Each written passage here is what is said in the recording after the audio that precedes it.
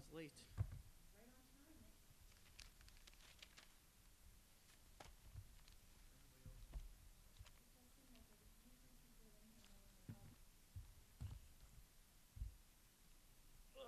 How are you, Ernie? I'm doing well, thanks.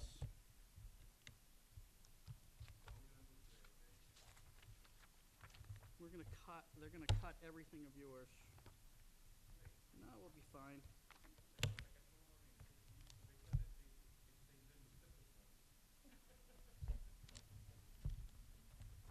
Yeah, fortunately, it's not necessarily a bad thing. It could be a whole heck of a lot worse.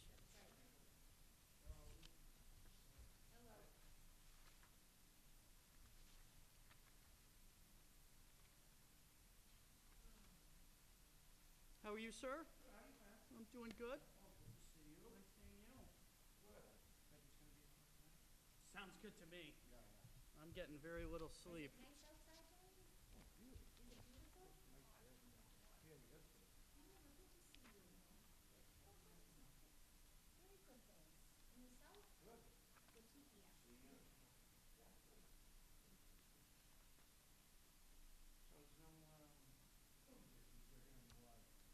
Yep, what we doing before after your budget? Hey, Fred, how are you? Good morning, Fred. Hey, you had asked a question about,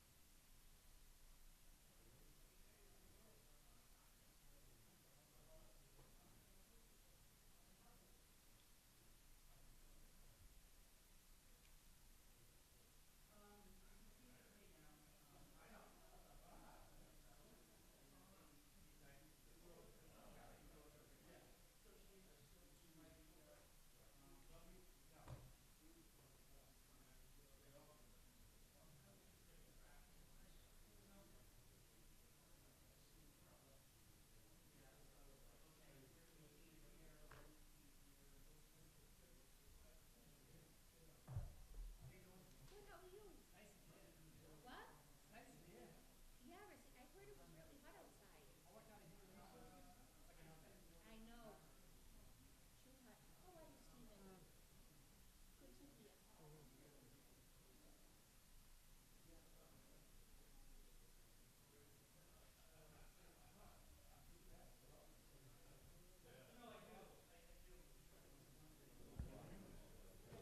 All right, this is the FY17 budget proceedings. This is Tuesday, May 31st, 2016.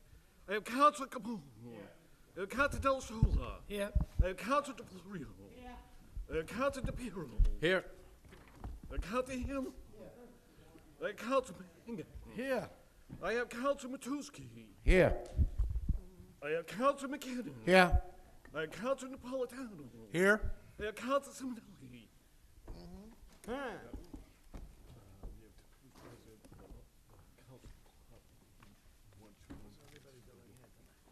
We have 10 members present. Council McLaughlin will be here. He's just running a few minutes late. If we could all please stand and salute the flag.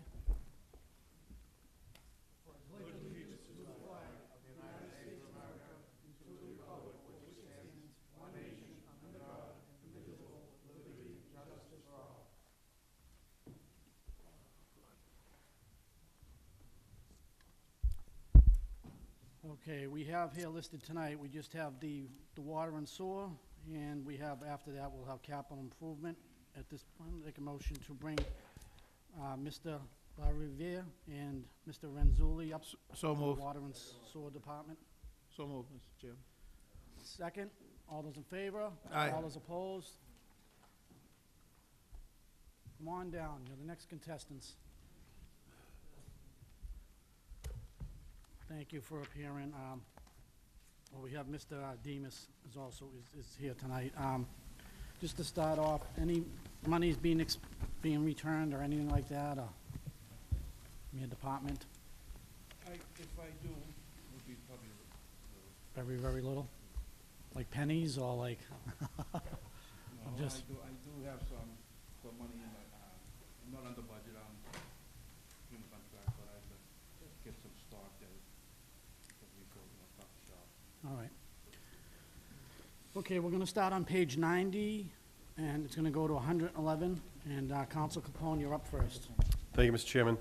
Through you, Mr. LaRiviere, I noticed on the part-time line, it went from last year, was budgeted for a little under 16, and it's up at 23. And if you could just explain why there's going to be additional part-time and what the function is?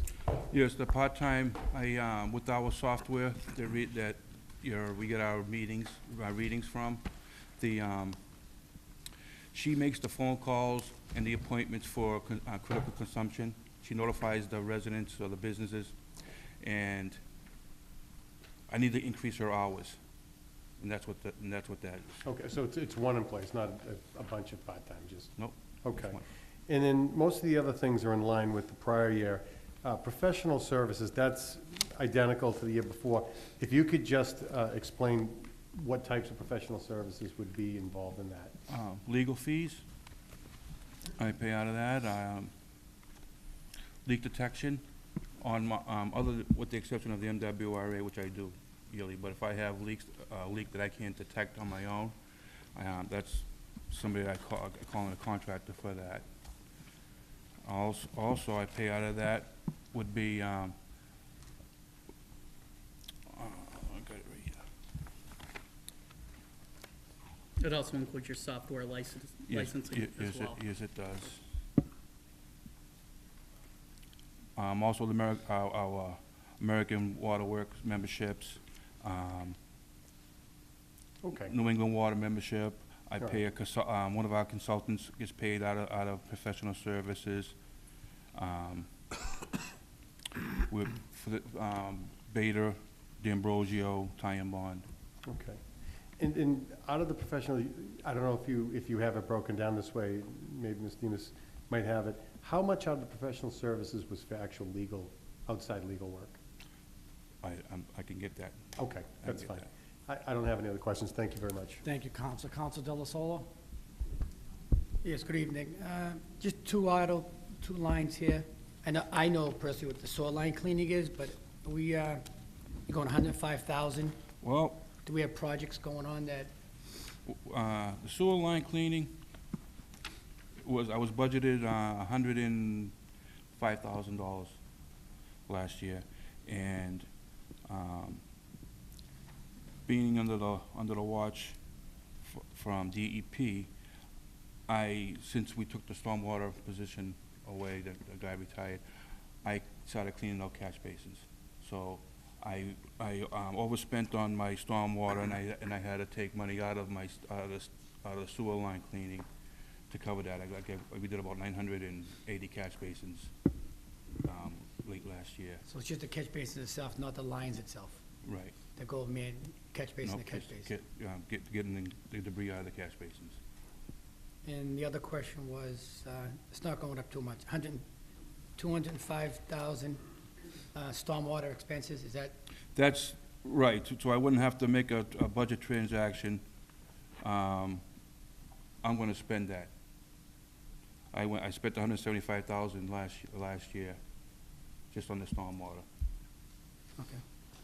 All right, thank you. All set, Counselor? Yes, thank you. Thank you. Counselor DeFlorio? Thank you, Mr. Chairman. In regards to the emergency repairs, Yes. you budget for 99,000, last year you budget for the same thing? Yes. Up until now, you haven't used any of it? No. Do you plan on using it? Unless I have an incident that I cannot handle. So basically, that line item should be there because of an emergency, but Yeah. it doesn't mean you're always gonna use it. Right. Okay, thank you. Thank you, Counselor. Counselor McKinnon? Through you, Mr. Chairman, to the director. Do you have, so you don't have money coming back, but you're gonna be spending it on trying to resupply? Is that what you're doing? Only on like meter supplies, pipes and fittings, that type of thing, but the emergency water, yes, if I don't have an emergency, Surplus? right. All right, I'm just wondering, do you have enough to get through to July? I Okay. do. All right, thank you. Counselor DeFlorio? Thank you, Mr. Chairman. Eddie, if you didn't use the $99,000 last year, why don't we have it coming back? Was it used for something else? That you will have surplus, if I don't, from now to July, June 30th, if I don't have an Okay, so event that's, that I understood that right. yes. Okay, I just wanted to make sure, all right, thank you. But when it comes back, it stays in the enterprise fund. We Yes, all, I understand okay. Okay, Counselor Napolitano?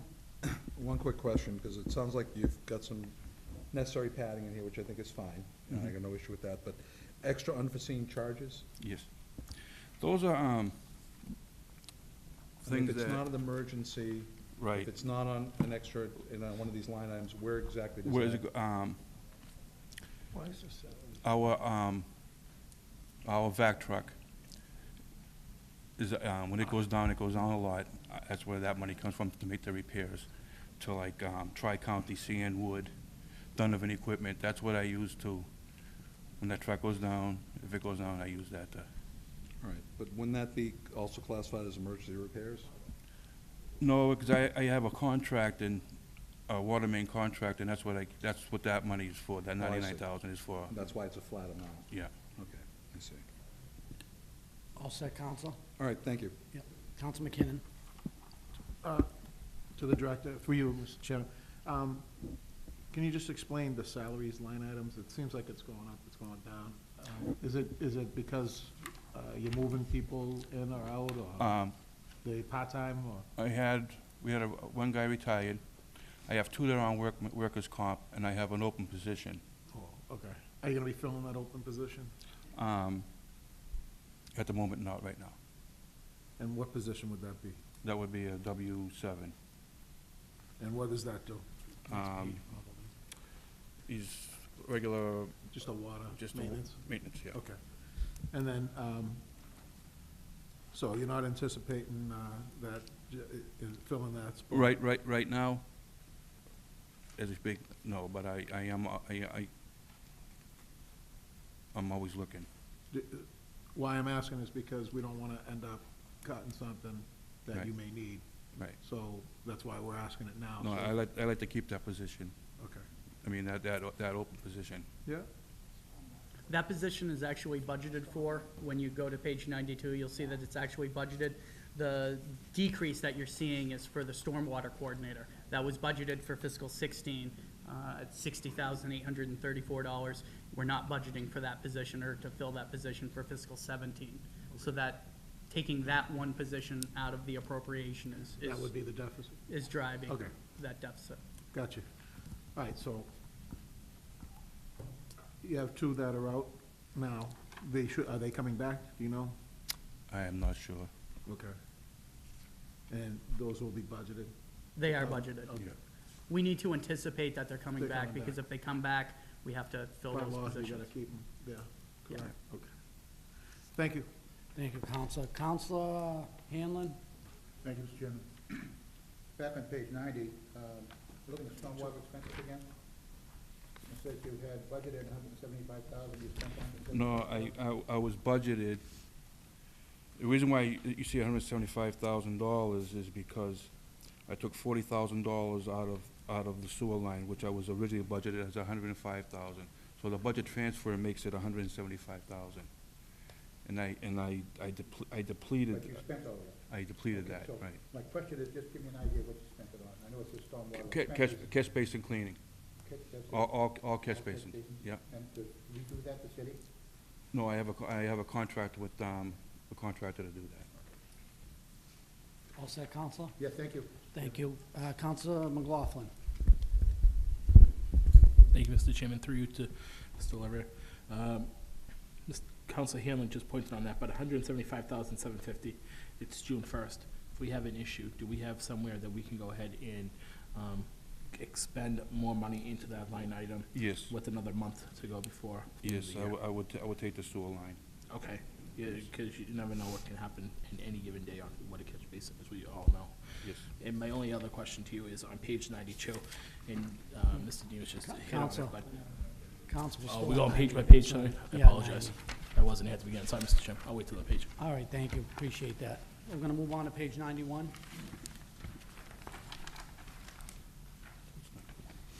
Any questions? Seeing none, 92, and Councilman McLaughlin, you have the first one. It wasn't really a question, it was only just a clarification. We removed the position of stormwater coordinator. Can you tell me why or what that function that we're now gonna probably do with maybe yourself, but what we made that decision, why we made that decision to remove that position? I'm sort of taking that over. I mean, it was just a matter of me. I have the funds, I have a contract, so I just said, listen, we don't need that person since he retired, so I just said, I'll take it. He went out, looked at the construction sites, make sure they were, compliant, and, he did the cleaning of the catch basins. And you feel that you're going to be able to do that Yeah. yourself with all your other responsibilities? Give you kudos for that, thank you. Thank you, Counsel. Move on, no other questions? We're gonna move on to page 93, please. Oh, Counsel Hanlon on 92. Yes, go ahead, Counsel. Very last line, second to last line, consistency, the 2% plus the 2% increase in the FY local 25 DPW contract. That's a 4% increase? Position, Is that any reason why it's 4%? Why does it say 2 and 2? Why didn't it say? Oh, 2 and 2. Because the union contract for fiscal 15 fiscal 16 did include the appropriation for the union contractual increase. They just recently settled sometime during fiscal 16, so the budget for fiscal 17 reflects what was appropriated for 16 with a 2% raise, and then proposing a 2% raise for fiscal 17. So like other departments, we're actually taking a hit on prior year union contracts that had been settled during fiscal 16. Thank you, Counsel. On to page 93.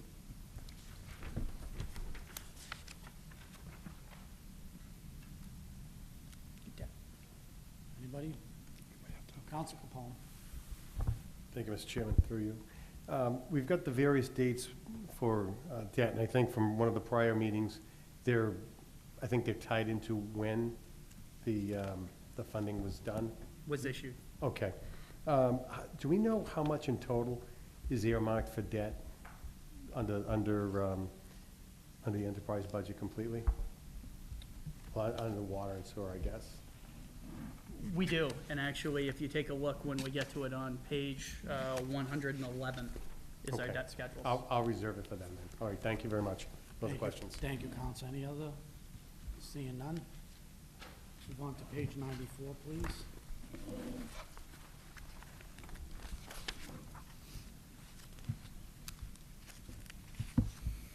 Counsel McKinnon. Yeah, through you, Mr. Chairman.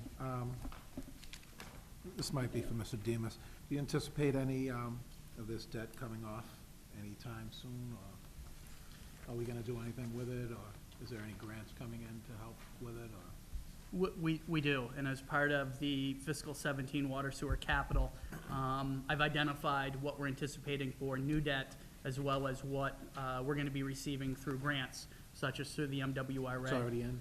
Yes, those are already in. And on page 111 is the next 5-year debt schedule, so you can see where debt's dropping off. Okay. I can tell you that we've moved into phases 9 and 10 of our MWRA funding schedules, and as such, the city is going to be receiving a greater portion in actual grant proceeds from a project as into, rather than just receiving debt issuances from the MWRA. Absolutely, I mean, I think it's, well, it's good for us, and all reason being is because we're gonna be voting on some major pieces that are gonna be coming before us. I mean, they were totaling $15 million and different things like that for culverts and stuff like that, so I think we need to know that, so that would be a good thing, yeah. Sure. So that's on 111 again? The debt schedule, the 5-year pro forma debt schedule is on page 111. Thank you. Thank you very much. Seeing no more questions, we'll move on to 95.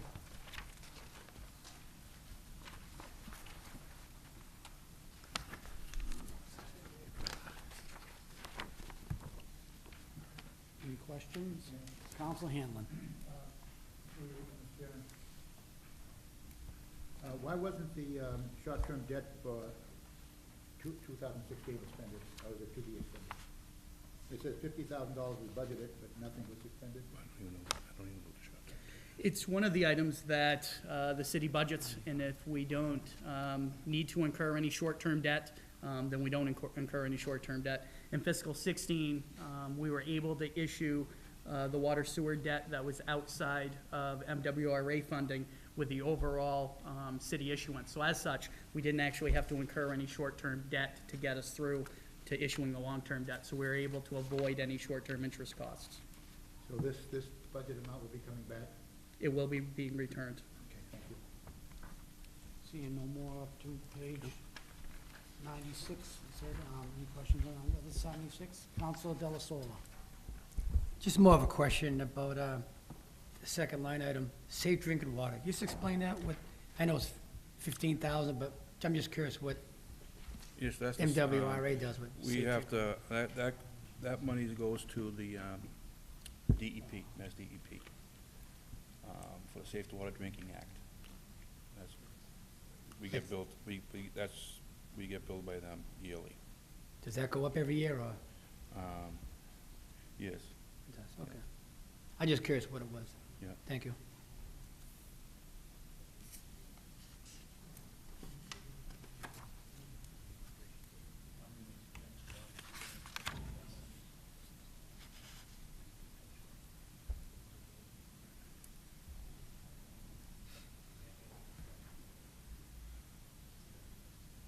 Thank you with that, Mr. Clerk. Counsel DePiero, you were 96 or 97? 96. 96. Go ahead, Counsel. Thank you, Mr. Chairman.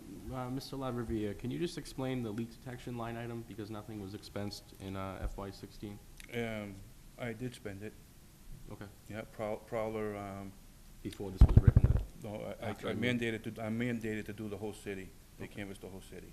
And, I did it, I think in November of last year. Is there, maybe Mr. Demus can answer this, is there a reason why it's showing a 0 for the 16 expenditure? I'll have to get back to you on that one. If he incurred that cost back in November, then it Yeah, definitely I should have can- been I can reflected give you in an here. exact date. I got the, Okay, I have the portfolio for that. thank you. Counsel Hanlon. Thank you, Mr. Chairman. Seems to be a very large increase in the water and the sewer prices. We're paying MWRA that amount, correct? Yep. Is that a normal big jump? I mean, 15, we were 7.8, in 16, we're 8.0, and now we're gonna be 8.1 and 13.1? That seems like big jumps.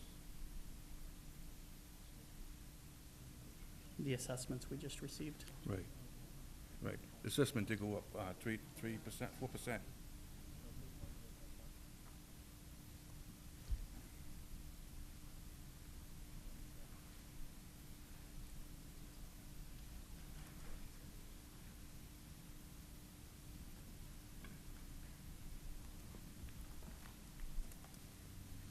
I didn't get an answer. I didn't get an answer. Those were the assessments that we got this year from MWRA. So are they saying that we're using more water? We only use for what we pay, right. We only pay for what we use, I should say. But why such a large increase? You know, if we expended only 5,600,000 and they want 8,100,000, even though we asked for 8 million in 16, and we're still asking for 8 million. You're talking, that's the sewer. The water's 4.9, the sewer's 8.1. Now, let's talk about water. Wait a minute, talk about water sewer? Oh, I'm sorry. Yeah, I was talking about sewer.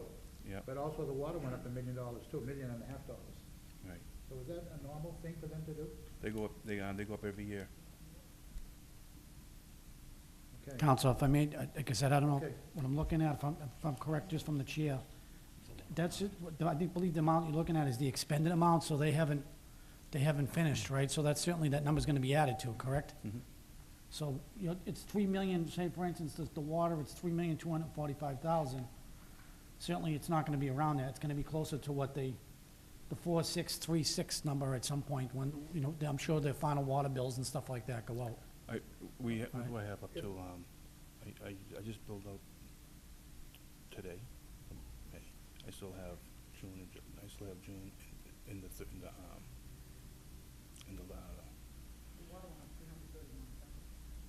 Right, that's what I'm saying, that you still have, I'm sorry, but Council Hanlon, but if I just want to make sure this is correct, so it's basically what budgeted for last year was 80, 86, and 46, 36.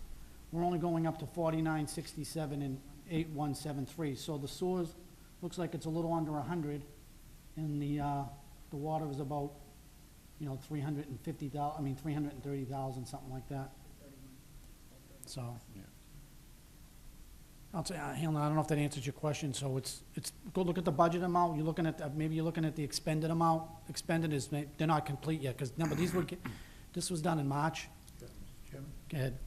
In our former budget books, it would have expended to date, and then what was expected to expend. And I'm looking at this as what's expected to be expended to year end, which is June 31st. No, I don't believe that to be, expended is, I think, is the day that they went to print. When we look at 2016 expended, it's to what date? It would have been the date that the budget book was printed, so it was at least well over a month ago. So what you're looking at, you would at least anticipate 2 additional months of MWRA bills, and possibly 3, depending on when this book was printed. Right. Makes a big difference.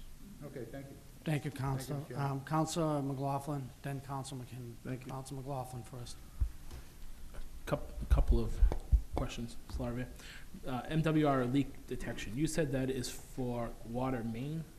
You'll go out in camera our lines for water main? The whole distribution system, hydrants, mains, Drainage?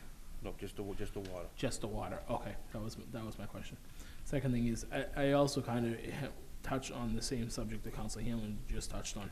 So, up to when this budget book was printed, maybe a month ago, we still had $1.3 million from what was budgeted to what was expended. So you anticipate another $1.3 million in, say, 60 days? If you take the 4,636,000 minus the 3,245,000, comes out to 1,390,000 and some change. So there's 1.39 that you're gonna expend in 60 days? I just billed out today 1.2 for a billing period, and we're not finished. What is that billing period that you just went Commercial over? is a month, Okay. and residential is 3 months. Okay. And again, it's not a question, it's just sort of a clarification, because I was kind of surprised to see that as well, and I just did some shorthand math, and it came out to 1.3.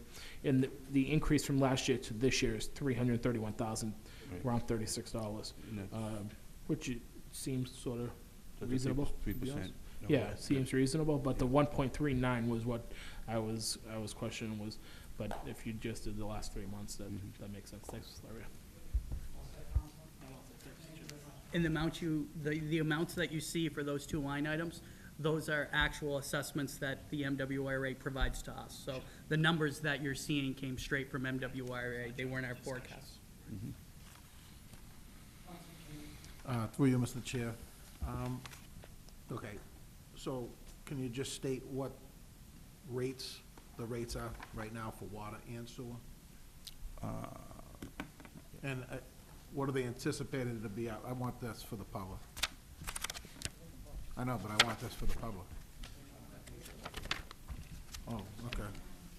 Let's wait till we I'll have to wait. cross that bridge. Till we- Okay, It's on page 99. 99. So we're gonna move on to page 97. Oh, Council, on this page? 97, Council Napolitano. Thank you. I have a couple questions on this page. Sure. What is indirect cost transfers out? What is that? Indirect transfers are the health insurance, monies that the enterprise fund pays certain departments to run our fund. Departments within the scope of the water No, department or like, outside of the water department? Maybe a portion fills for the auditor, the solicitor. You know, Is that true? Amounts coming into other departments like that? The city solicitor would be getting a portion of this? What these costs are indirect costs that the general fund, the main operating budget, is actually incurring on behalf of the water sewer. So, for example, the treasurer collector, we process all of their bills and receive all of the payments. So what the law requires is that the enterprise fund, the water sewer fund, to be able to charge rates that balance out and cover all of the costs. So rather than the solicitor, not the solicitor's office, these indirect costs don't include that department, but my department, auditing, we process all of the bills, treasurer collector, there's some assessing charges. So those costs that are borne by the general fund, this mechanism, an indirect cost transfer, allows the water sewer fund to reflect those charges in its budget and transfer those amounts back to the general fund. So in the general fund, it actually doesn't reduce the appropriations, it shows up as a revenue source. All right. That's fine. That's how I understood the fund to work in the first place. That's why I was a little concerned, a little curious about that. And the total water and sewer enterprise amount is $17,217,000? That is correct. Okay. And there was, my concerns have to do, I seem to remember last year, we had to take a vote, although we were made aware of a vote, there was an increase in the rate because it was gonna come up falling short. I don't ever really wanna see that, because my understanding, when I first voted for Water Enterprise Fund back in its original inception, was that it would pay for itself, and that this would not be, this is one way for us to better manage the funds, and I have no doubt that that's the case.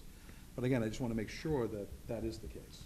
This year, what we're anticipating, what we're budgeting for, will be covered by what we take in on our water and sewer bills. Yes. How the budget was put together, it's produced as a balanced budget. So based on the actual usage that we had to date at the time we put it together and determined what we were gonna charge, or what the rates should be based on FY16 usage, is how we determined what the percentage increase for the rates needed to be.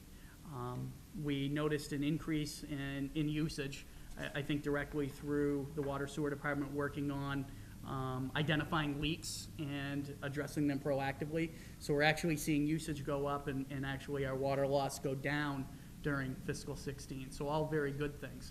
And as a result, we determined proposed what we should reflect the rates increase should be so that we can cover this cost. And as of right now, the budget that you're seeing is a balanced budget. And it's gonna reflect when we get to the water sewer actual rate on page 99, 99, right. you'll be able to see what those increases are to cover the total anticipated appropriation. All right, thank you, that's fine. I'm sorry, Mr. Chairman, I have a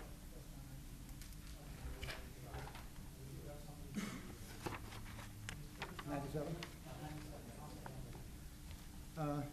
To our auditor, you had indicated that we set the rate, is that what you said? And I want to ask you, who's we? It was just recently, in the past 2 weeks, it was the Water Sewer Commission, or the DPW Commission, I believe is what it's referred to. So they're the ones that are going to come out and say, okay, the rate's going to be $1 a gallon or whatever. Yes, and they actually took that vote to adjust the rates for fiscal 17, which are reflected on page 99. Okay, thank you.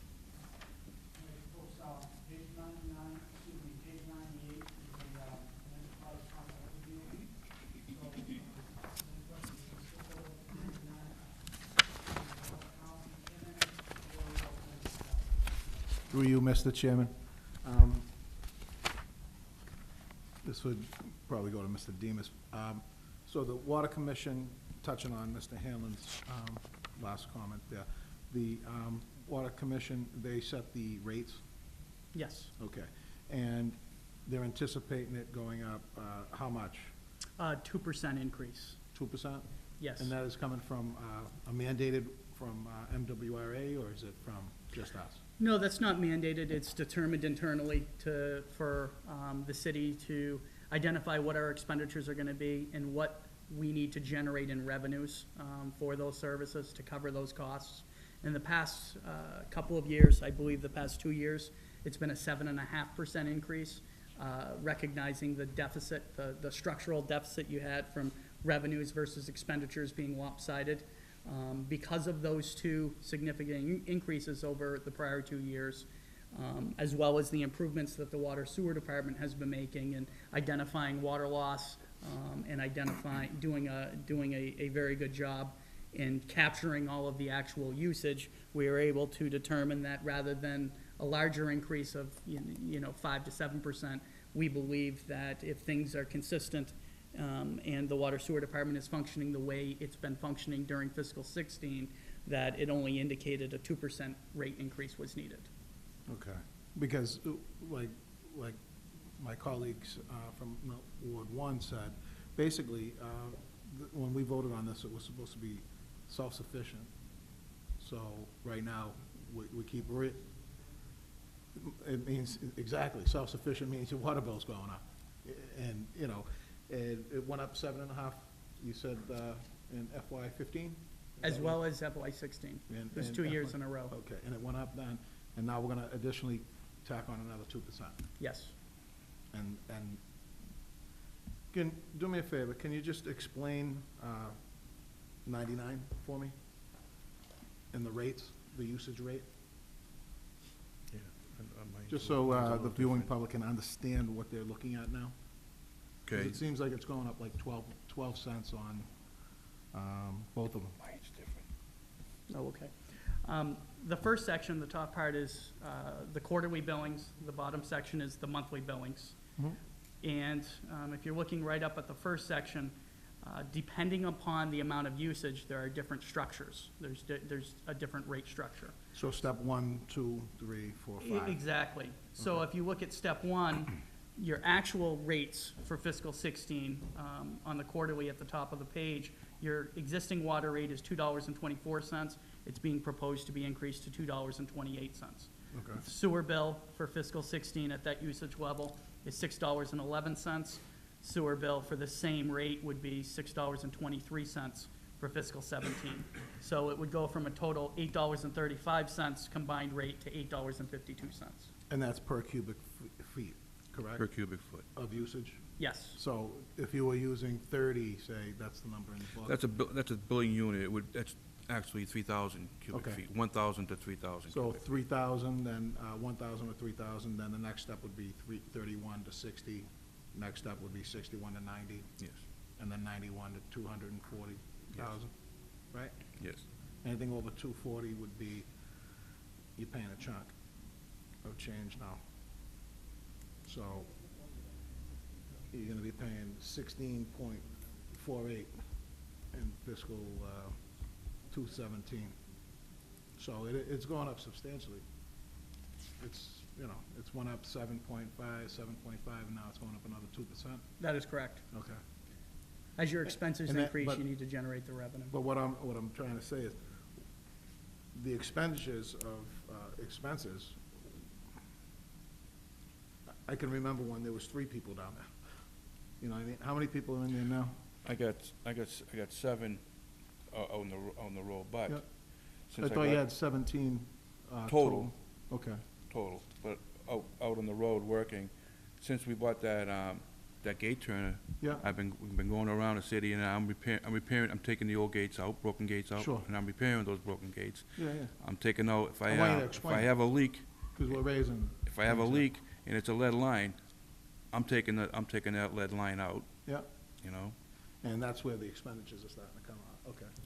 I'm changing all the, by changing all these gates, when you have a leak, instead of going, spreading all out, spreading so far out to get a shutdown, I'm trying to reduce it, you To know? put shutdowns every certain amount of feet? And that's water being wasted, me going out, going farther, going Sure. farther. So that's the purpose of having that, getting that gate turn truck, so we can do a program. Yeah. You know, valve exercising, exercise these valves, learn the shutdowns. Is anyone licensed down there now for valve shut-off? No? You don't need to be licensed to shut off a valve. So anyone can do it? Anyone can shut the, We didn't have to consult out before to shut down valves? no. Okay. I shouldn't say anybody. You have to have some knowledge of what you're doing when you're shutting down the valve, because you can create a break yourself. Sure. Yeah. Right, thank you.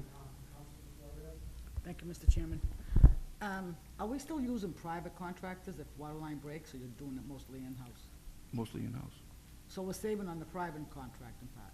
That's why you still see the 99,000. Okay. I mean, the usage was already explained, so that 30 is 3,000 cubic feet. 1,000 or 3,000? That's a billing unit, what a person would see on the bill. Is that average for, say, a two-family house? Average, according to the AWWA, would be, average for one person is about between a 10 and a 12.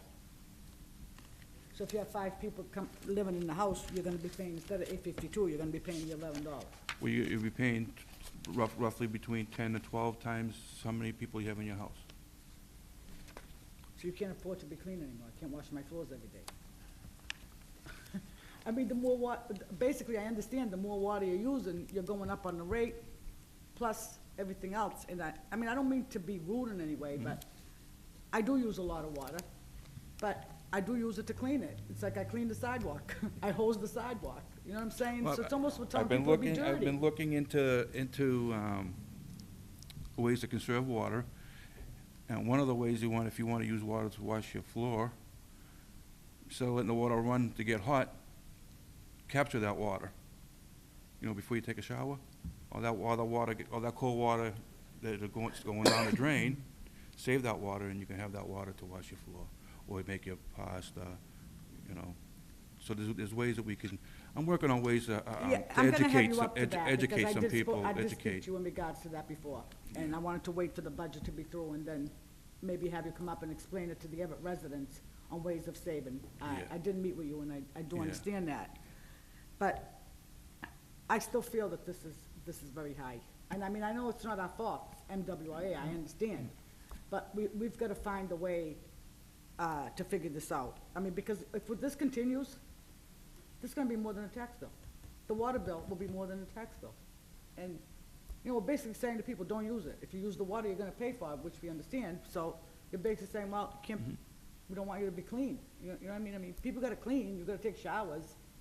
And if a family has 5 or 6 kids, I mean, you know, well, I mean, I know the water bill's high everywhere, so I'm not picking on Everett, believe me. I understand that it's high everywhere. I just wish we could do something about it, that's all. I did just want to add to your comments, because I completely understand where you're coming from. The next section of the budget document, just to put a few things into perspective, is the MWRA Advisory Board's retail, annual water and sewer retail rate survey. They update it every year. The one that's in the budget book is for fiscal 15. So the average charge for an MWRA community for fiscal 15 was $1,515 annually. For the city of Everett, it was $1,002. So as an MWRA member and within their community, the city of Everett, on average, for a water sewer combined bill, is paying approximately $513 less than our peers. Not to say and recognize that, yes, it is very, you know, it is costly, but comparatively speaking, the city has done quite well in relation to our other members within the MWRA.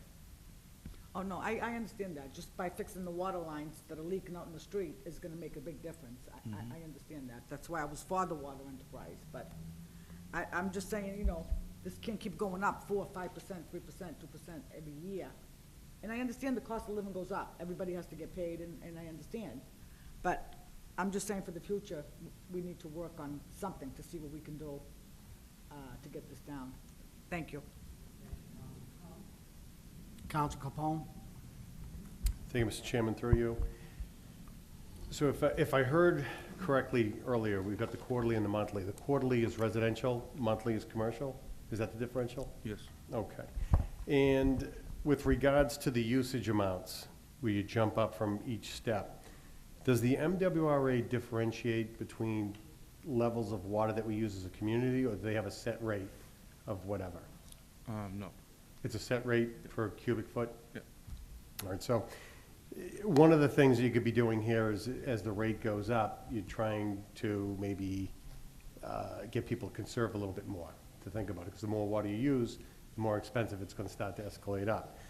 Does the MWRA differentiate between commercial and residential, or is it just a flat number? Flat number. Okay, so what we've done is, for commercial users, it looks like they get to their steps quicker. So they're paying a little bit higher of a rate with regards to water over the residential. As far as fiscal year 2016 went, what was the actual charge from the MWRA per cubic foot, or per, I don't know how this step? They just do flat out cubic foot. If it's one or it's a million? I don't see that bill. Okay. That doesn't come to me. All right. But As far as the billing goes, though, if it's 1 cubic foot, and I know that's a ridiculous example, but 1 cubic foot versus a million cubic foot, it's priced per cubic foot regardless, or does that escalate That's as how, we use more? that's how the city bills is by cubic foot. Okay. But that, this is a monthly bill, and the usage is 1,000, Right, where it's 3,000 as a resident. So it's not, I don't think it's a big difference. They're just getting, oh, okay, no, they're just no, getting I the see what bill you're saying, by the 'cause month. yeah, you do the math, quarterly versus monthly, you got a That's couple of it. months in a quarter, so Right. you're 3 and it evens Just that off. we're getting Okay, paid no, monthly. you're just doing it quicker, you're getting the revenue in faster, that's gonna help the flow of cash. Exactly. Okay, no, that makes perfect sense. So the question I had is, as far as the charge, and if you don't know, we'll figure it out, what the city is charged, that doesn't escalate as we use more, does it? It just stays its constant number? Right. By cubic foot? Okay. Do we know what the cubic foot cost is to the city I can find it. for fiscal year 16? I can find it. I appreciate that. And then, have they set the rate for fiscal year 17 yet, do we know? Or are we anticipating with the 2% increase? No, they've actually set it, which is why the numbers that you saw on the prior pages, those assessments, those came directly from MWRA. So Okay. it was based on prior usage as well as what the MWRA was anticipating for increased costs. Okay. So the assessment that we received is what we're going to pay. Okay. All right, so if we could, if you could get for me the amount per cubic foot for fiscal year 16, and what the new rate's gonna be for cubic foot for fiscal year 17, I would appreciate that. Thank you very much. I don't have any other questions. Thank you, Mr. Chairman. The previous 3 speakers asked all my questions. Yeah. Just trying to educate myself here. If you have the usage at 30, okay? You're paying $2.24 every 30, correct? Correct. No, it's every foot? You're going by the total. You have to. My question, why if you- is it, If it you goes use up? 3,000 cubic feet, just 3,000 cubic feet, Yeah, you would just multiply, that's what your bill would be, $8.23. but the more you use, why is somebody paying more per cubic feet every time? Because that's an that's what you call an ascending block, and by doing that, that should let you know, like, I have to conserve. The more you use, the more the So the cost. more you use, the more expensive, let's say, I'll say for the people at home per gallon. You're paying more per gallon. The more you use, you're paying more per gallon than someone who uses less. Take a gallon of water, I tried figuring it out the other day, it's under a penny. That's all, the It's mail's under a next penny for question. How much is it per? a gallon of water. Now, these, my next question was, these rates here, this is not the rate from Mass Water, correct? This is the rate for Mass Water plus, No, this is the rate for the city. So we can, cover our budget with Mass Water. so we're doing 2024. How much lower is the rate from Mass Water before we add on to it? Like I said, I'm going to find that out, because I don't know what the cost is. That's what, I know we have to buy equipment, we have the guys, and we're trying to do repairs to make this go down. Yeah. Which, we're all for that here tonight. One more question, here. Lost my train of thought here.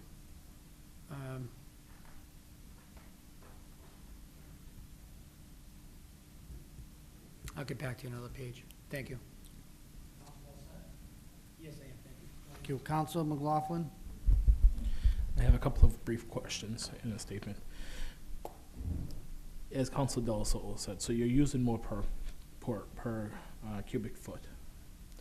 Where does a company like a hotel come into this? Where does a company, we're trying to advertise our city as a good development community, that we want to bring in big business into our city. We have a casino that's coming. We have hotels that are going to be opening. Where does somebody like that fall into? Over the 240? well, I haven't seen that, anybody pay that yet, so I haven't seen, Okay. Well, that was my question, is how many are in that category? I don't think, not many. No. Not many. No. Okay. And, Councilor Florio said tonight that in the future, we need to start really tightening our belts on this. We had 2 months ago, Mr. O'Rourke come up here and tell us how he wants to envision buying all this new equipment and doing all this other work that sounded great, but to buy vacuum trucks and to buy camera systems and so forth increases our manpower in-house, increases these numbers. Because every time we hire somebody at these numbers, you have to off balances.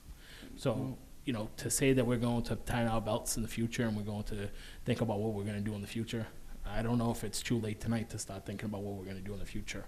But something needs to change because, again, as my colleagues have said, the numbers are out of control. And not that you guys can do much about it because there's not much fluctuation you guys have with MWRA fixed cost and so forth. But we need to figure out something. We need to figure out where we're going to go. If we're going to continue to absorb extreme high costs from MWRA where we can't cut that, we need to do something because the way it's going in the future years, we had 7.5, and another 2. It's just not trending in a real positive manner, to be honest. Ms. Larvey, you guys are doing a great job, and you're doing a phenomenal job as our superintendent. But something needs to change here because the formula isn't looking bright for the future, years ahead. Thank you. Thank you, Mr. Chairman.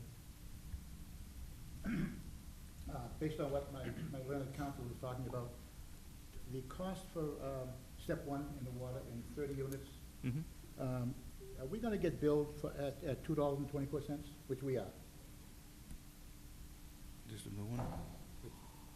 852? Yeah, 852? No, step 1, Step 1, using 30 cubic feet, Yep. 3,000 feet. Yep. We're gonna get billed at $2.24 per unit, just right? the water. On water, right, just on water. Your bill is, Oh, no, just water. oh, I'm just sorry, water, yes, yep. And so now, when we go down to step 2, that's another 30 gallons. Are we gonna pay 30 284 cubic feet. for the new 30, or are we paying 284 for the 60?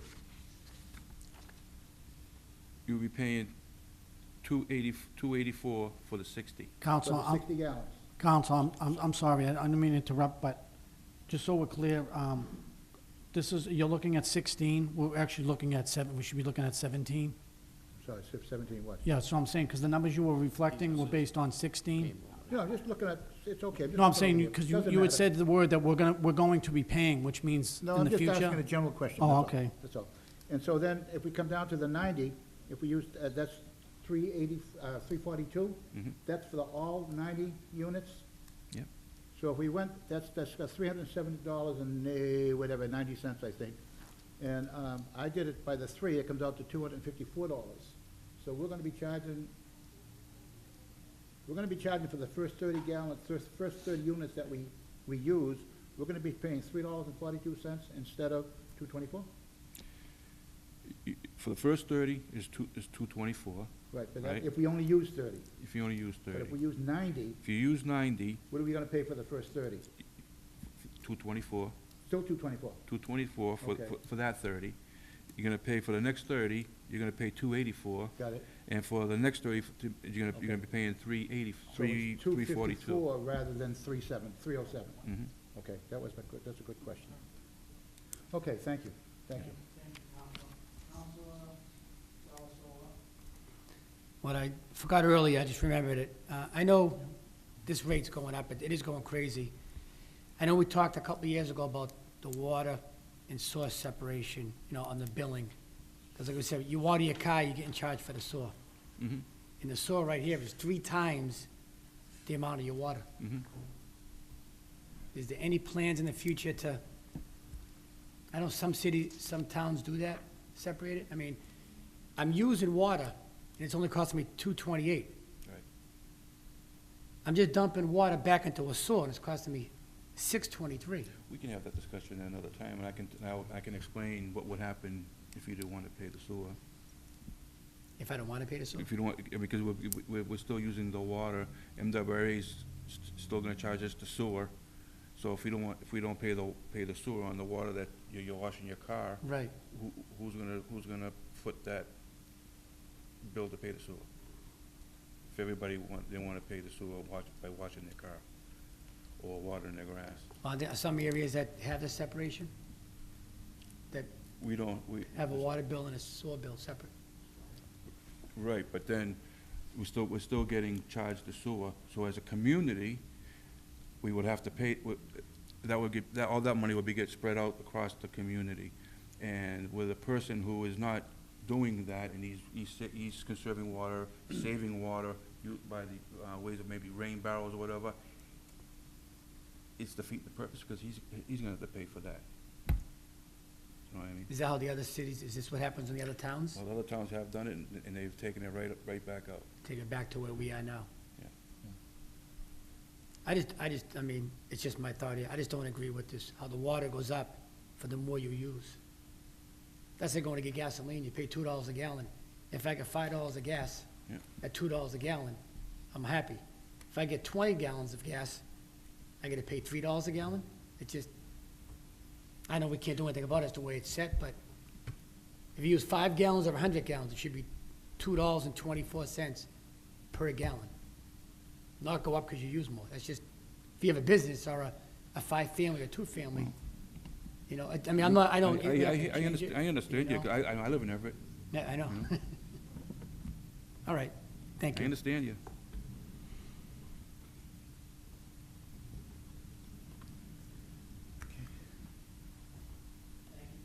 Thank you.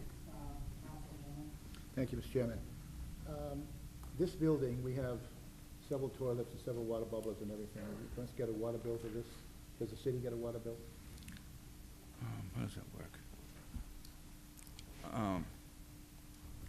No, we don't, we don't, Okay, that's we okay. calculate, I get the usage from this building. All right, so now I'm going to talk about a hydrant being turned on.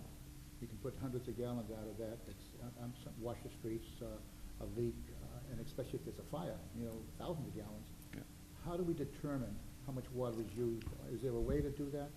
Well, with the exception of the fire, when I do, Oh, yeah, and the street clear. when I do the hydrant flushing, I calculate that. When the street sweepers fill out a daily log, how many times they filled up. I know what the Okay. size of the tank. So the street sweeping, hydrant flushing, when somebody wants to, if you were knocking down a home and you had to have dust control, the city gives them, we have a meter that we put on the hydrant. Uh-huh. We get the usage there, and we bill them for that also. Yeah. But you don't use it, I mean, you wouldn't use it if there's a fire, would you? I'm working on that. The fire department's gonna have to give me that calculation, Yeah. you know? So I'm just wondering how, I mean, the MWRA must know how much water Well, the whole city uses. This year, 15, we're at 12% of unaccounted for water, which is extremely low, Okay, so that's probably in the city? City? you know? Okay. All your islands and parks are all metered, Uh-huh, yeah, so. okay. And that must all be built into the price of what we're paying for water? Mhm. Uh-huh. Okay, thank you. It is, and I'm currently in the process, I've had discussions with the mayor, I'm currently in the process of obtaining usage information for all city-owned facilities.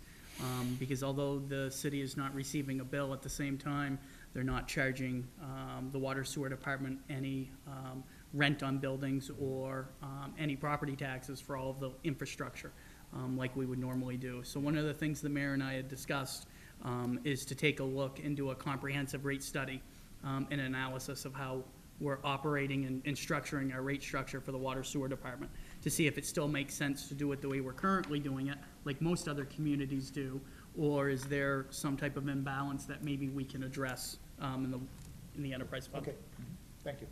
Thank you, Chair. Counsel. Counsel McLaughlin?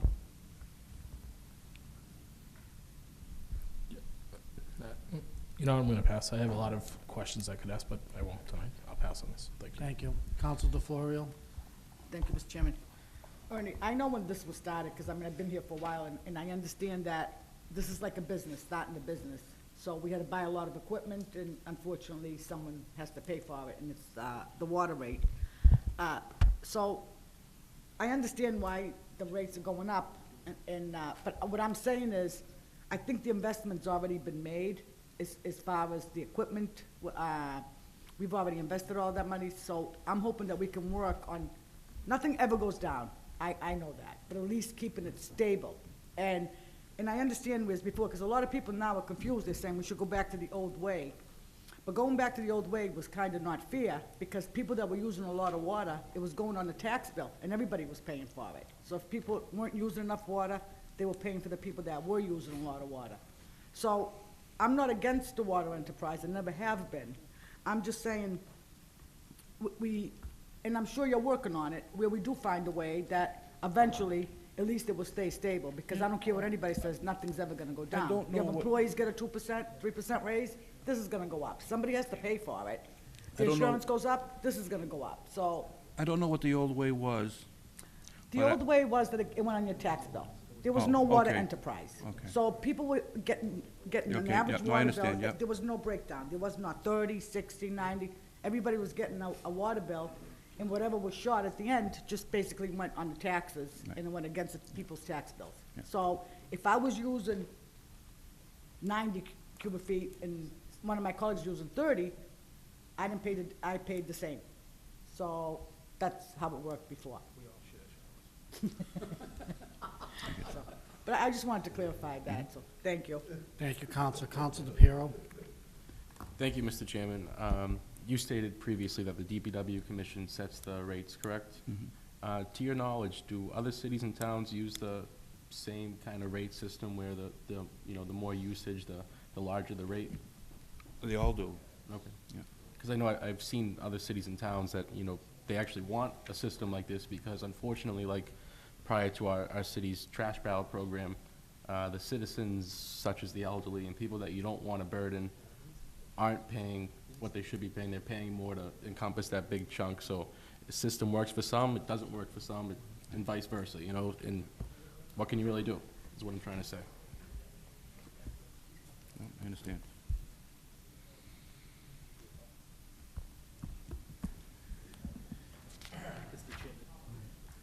Counsel McLaughlin? You thought of a question? I do. And I hate to keep hopping on this issue, but it is a lot of money. The DPW Commission sets the rates, Mr. Larrabee. They could set the rates at $1 if they wanted to, or they could set the rates at $5 if they wanted to. It's the sole discretion of the DPW Commission at what the rates are going to come out to be at the end of the year. Is that correct? Well, I think between the auditor's department and the water department and what we have with usage and the MWRA's assessment, we all come together to come up with that. So what information are they, because again, these rates could really fluctuate depending on what the DPW Commission does. What information are they given when they sit down to create the rates? And I'm learning, it's my first rodeo here, as they say. Are they given MWR MWRA rates plus what we need to run the department. Yes. Between the two of them, they take how many users we have in the city for water and for sewer, divided by that, and that's what the rate is set on. It's not actually based on the number of users, it's based on actual usage. So yeah, theoretically, when you said that they could set the rate at $1, or they could set the rate at $5, technically speaking, that is correct. However, they need to set a rate that's consistent with the operating budget.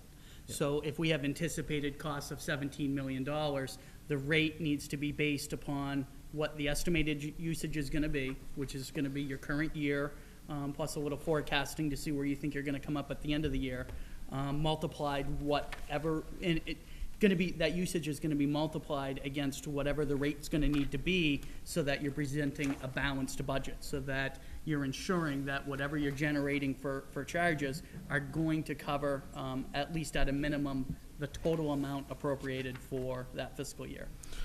So my question is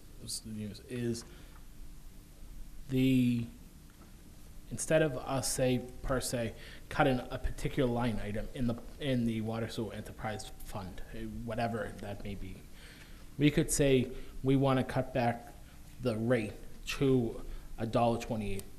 You guys go figure out how to balance the budget at that point, because we have no say in how you're going to balance the budget. We are approving this plus the rate. We can say, you guys take your budget and figure out how to calculate it, but we're gonna take $1 off the water rate, and we're gonna take 28 cents off the sewer, hypothetically, whatever it might be. And then you guys are gonna go back and figure out your budget from there. So we don't need to actually cut a line item. We could make a cut in the rate, and we're not really affecting anything, because you guys are still gonna run your department as is. You're just gonna have to figure out where to come up with that less of a cut. Is that accurate? I thought the rates were concrete from the MWRA, and they're not. The rates are set by our DPW commission. That is correct. So we could cut them at any time and say we don't agree with $2.28 for the first 3,000 cubic feet, and cut it down to $2. And then you guys go figure out what you're gonna do from there with the whole entire budget overall in the water enterprise fund. Theoretically, that process is correct. The problem with the Water Sewer Enterprise Fund is the majority of those costs are fixed and out of the city's control. So at a minimum, you would need to make sure that, that you are covering all of the debt obligations, as well as the MWRA water and sewer assessments. So the play that you would have is a small component of the overall water sewer budgets. So, yeah, you absolutely could do that, but you would have to make a determination, or the water sewer department would have to make a determination as to what positions they would be cutting, or what work needs to be postponed.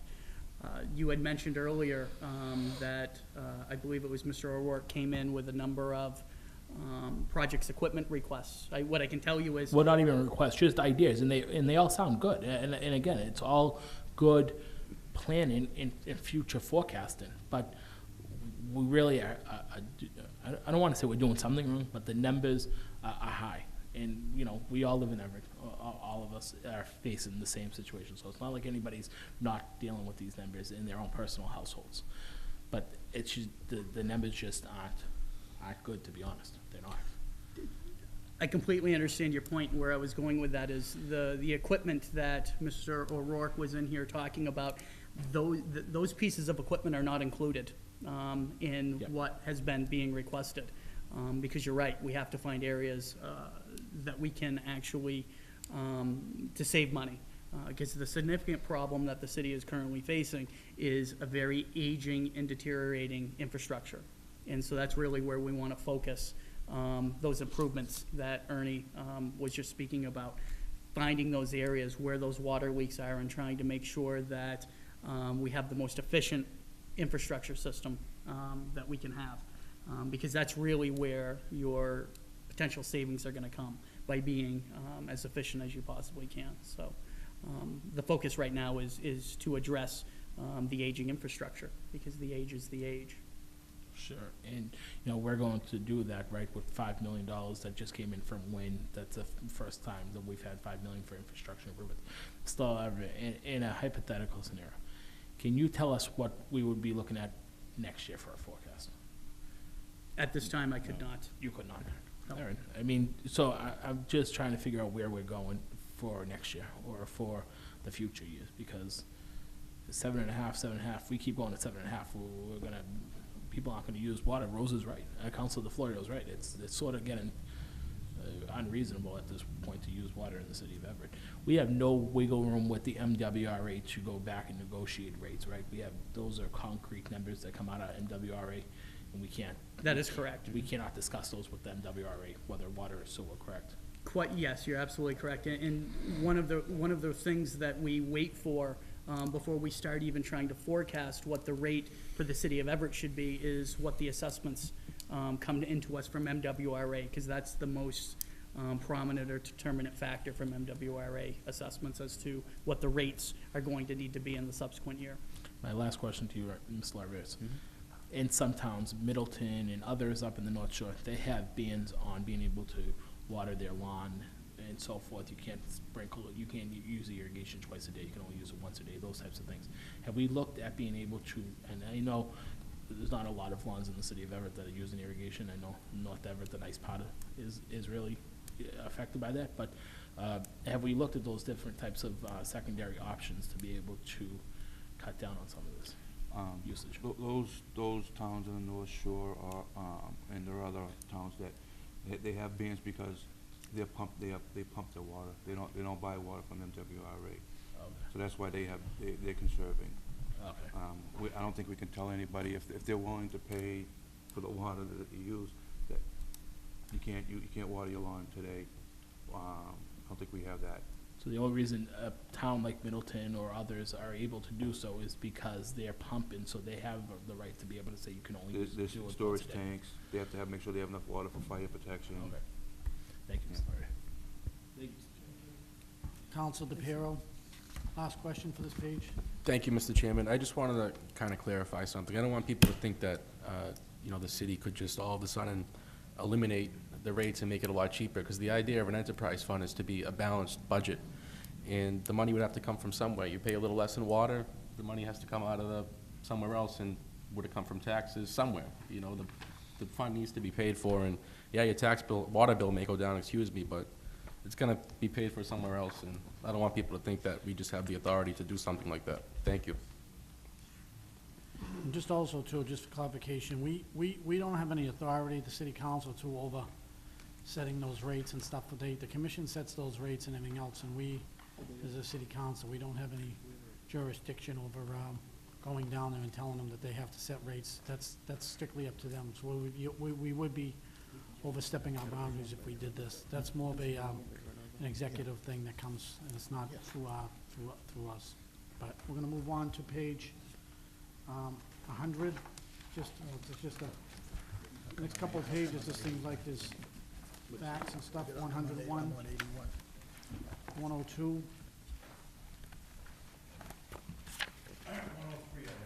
Council Matusky, page 103. It's the MWRA study. Thank you, Mr. Chairman.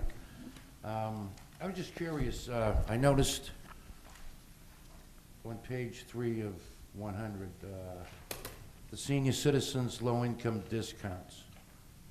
Let's see. It doesn't look as if many cities and towns take advantage of that, if I'm reading this correctly. Right, Does- that's not our requirement. The city offers that. The city offer, do we have that now? We have that, yes. And what do they actually save? You have to be 65, is that it? You have to be 65. You Yeah. have to live in the resident that, Resident, Yeah. okay. And you save, what is it, 5% or something?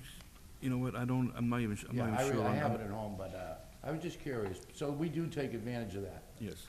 Oh, good. Thank you very much. Thank you, Counselor. Page 104.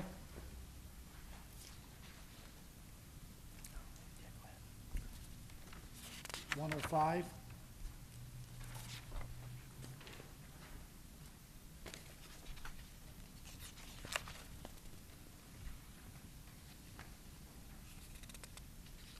$106.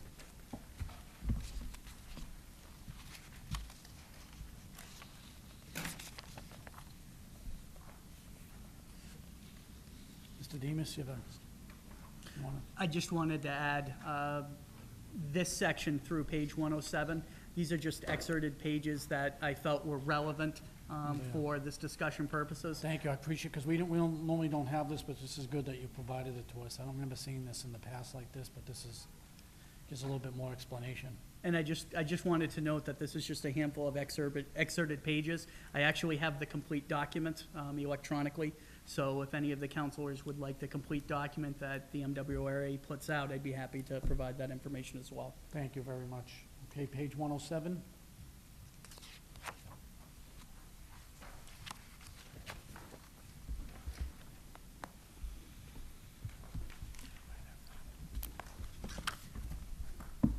You can look on with me so you get the numbers.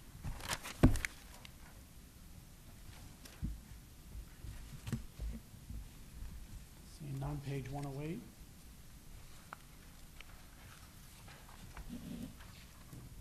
Council Napolitano. The amount of this that's gonna be going out for bonding, these, the debt for this, $1,203,000, that'll be paid by the Water Enterprise Fund? Yes. That's not gonna come out of any of the general fund or any other departments? It is not. Once the city passed enterprise fund legislation, you're required to make sure that your rates for the water sewer department are sufficient enough to cover all costs, which include your fixed costs and your debt-related costs. So all of the debt service that you're seeing in the water sewer CIP will be paid from the water sewer CIP. Thank you. Council McKinnon. Through you, Mr. Chairman, to Mr. Demus, any of the grants that are actually gonna be talked about or discussed, are they matching grants? Do we have to match them? Or are they just grants that were actually located and going to be utilized? They're grants from the MWRA, so what they'll do is, you indicated earlier that we're in phases 9 and 10. So they take a look at the city's needs and they authorize a particular dollar amount. Sure. And they're the ones that make the determination as to what the portion is gonna be, debt-related versus grant-related. So the grants that we're referencing here are grants from the MWRA. And for our next phases, the MWRA is gonna be offering a 75% grant versus a 25% bond. So out of the total cost of a project, that's what the breakdown is, 25%. We'll carry the 25%? Yes. Okay. So it's not a matching, it would be a 25% grant that we would have to pay back, correct? Well, it'd be On bond? on the bond, yes. The 75%, once we moved into phase 9 and 10, we actually don't have to pay back. What do we have for bond rating? What does the city have for bond Yeah. rating? The city is a AA bond Okay, rating. And what would that mean for, like, say this price right here, 1.65750? What would we be paying on like 25% of that?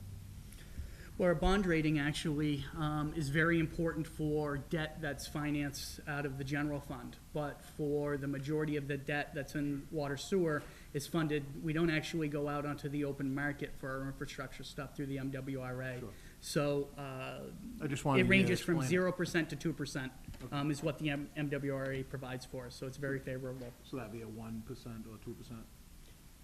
Actually, Bonding. 0 to 2%. Okay. Some of the phases that they offer that we actually have to pay back from the bonding portion, they've offered a 0%. Thank you.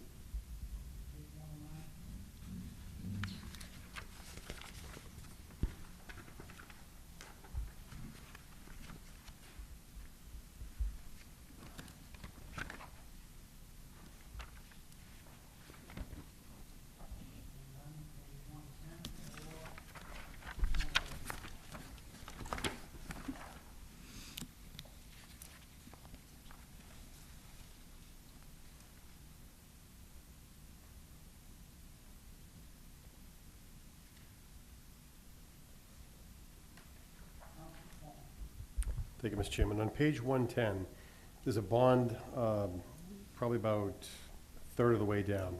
MWRA interest-free loan for the water main replacement for $500,000. What kind of time frame do they give us to repay that loan over?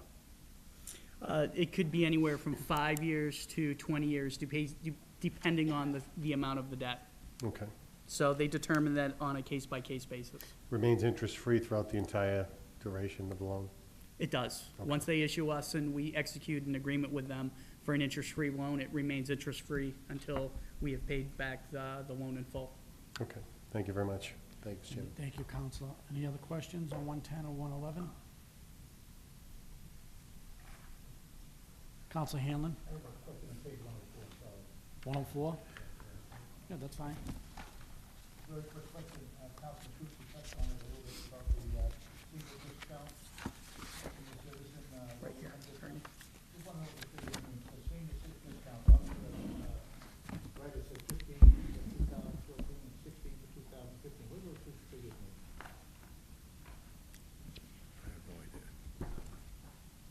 So you're on page 104, you're underneath the senior citizen low-income discounts? I don't know, I have the application. I'm not sure on this, what these 15 and 16 mean. But I have an application, it probably explains it a lot, explains it a lot better.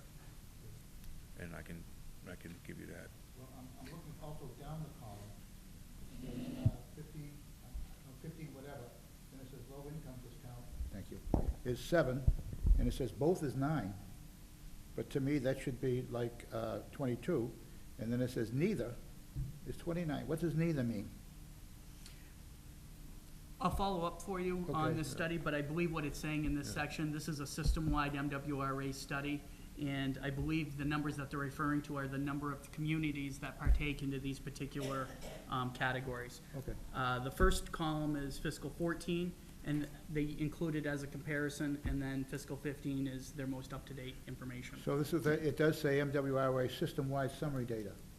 Yeah, that's So not difference. is it saying that in 2014, 14 communities had a senior discount? Yes. Is that what you think they're saying? Then what does the word neither mean? That in 29, maybe in 29 communities, they didn't have any kind of They discount? wouldn't have, when it says neither, they wouldn't have either offered a senior discount or a low-income Nothing. discount. Nothing at all. So the first one is the number of communities that provide a senior discount. The second one is a low-income discount. The third column would be if a community offered both discounts, and then the final one would be if the number of communities that didn't offer either of the discounts. Where were we in this group? We offer both. Both, okay. Thank you very much. Thank you. Thank you, Mr. Chairman. Thank you. See no other questions on 110 or 111? One more, Counsel Capone? Thank you, Mr. Chairman. On 111, two quick questions. With regards to the water meters, at this point in time, everyone's had their water meters changed out, so we have actual readings. There's nobody at this point that should be getting estimated readings, correct? There's about maybe 25. 25 individual 25 meters that locations? we couldn't, we haven't For one gotten. reason or another, couldn't access it? Okay. So, I know you can only do so much. You gotta contact the property owner, get access, switch out the meter.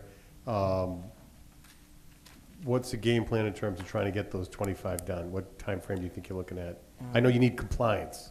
Without We- compliance, it makes it difficult, but, We knock on the doors, we tag them. Sometimes we don't have a phone number. We have sent out letters to update your information.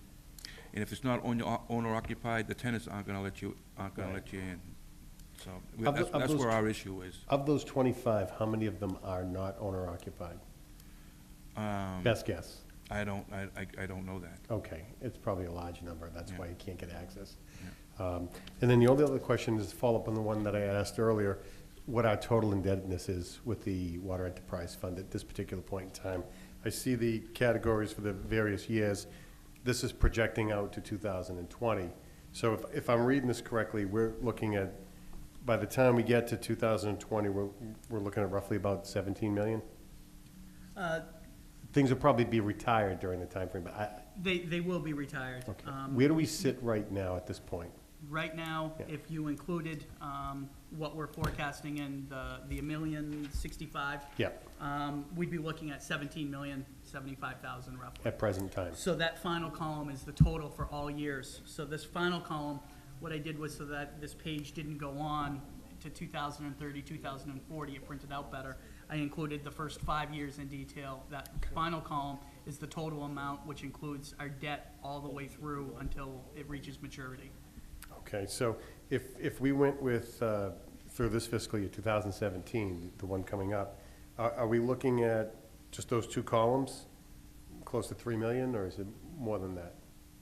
Would you say that again? I'm looking at this page, we got the columns for 2016, 2017. Yep. Would it be as simple as adding those two numbers to be 3 million, or is there more than that? Well, over the course of both fiscal years 16 and 17, it would be roughly $3 million. Okay, yes. so is that where we're at right now? For fiscal 15, we're at about $1.5 million. Okay, is so what we we're would, looking at. we would be adding that to the 3 million, or? No. The $3 million is what we paid in debt service for fiscal 16. Okay, The 1.5 million in column 17, that's the actual annual debt service cost on existing and projected debt. okay, So that's just the debt service. It's not the total amount of outstanding debt. okay, so where are we at right now? If you, like, Where- right now, yeah, Total outstanding debt, yeah, not forecasting out, but as of today.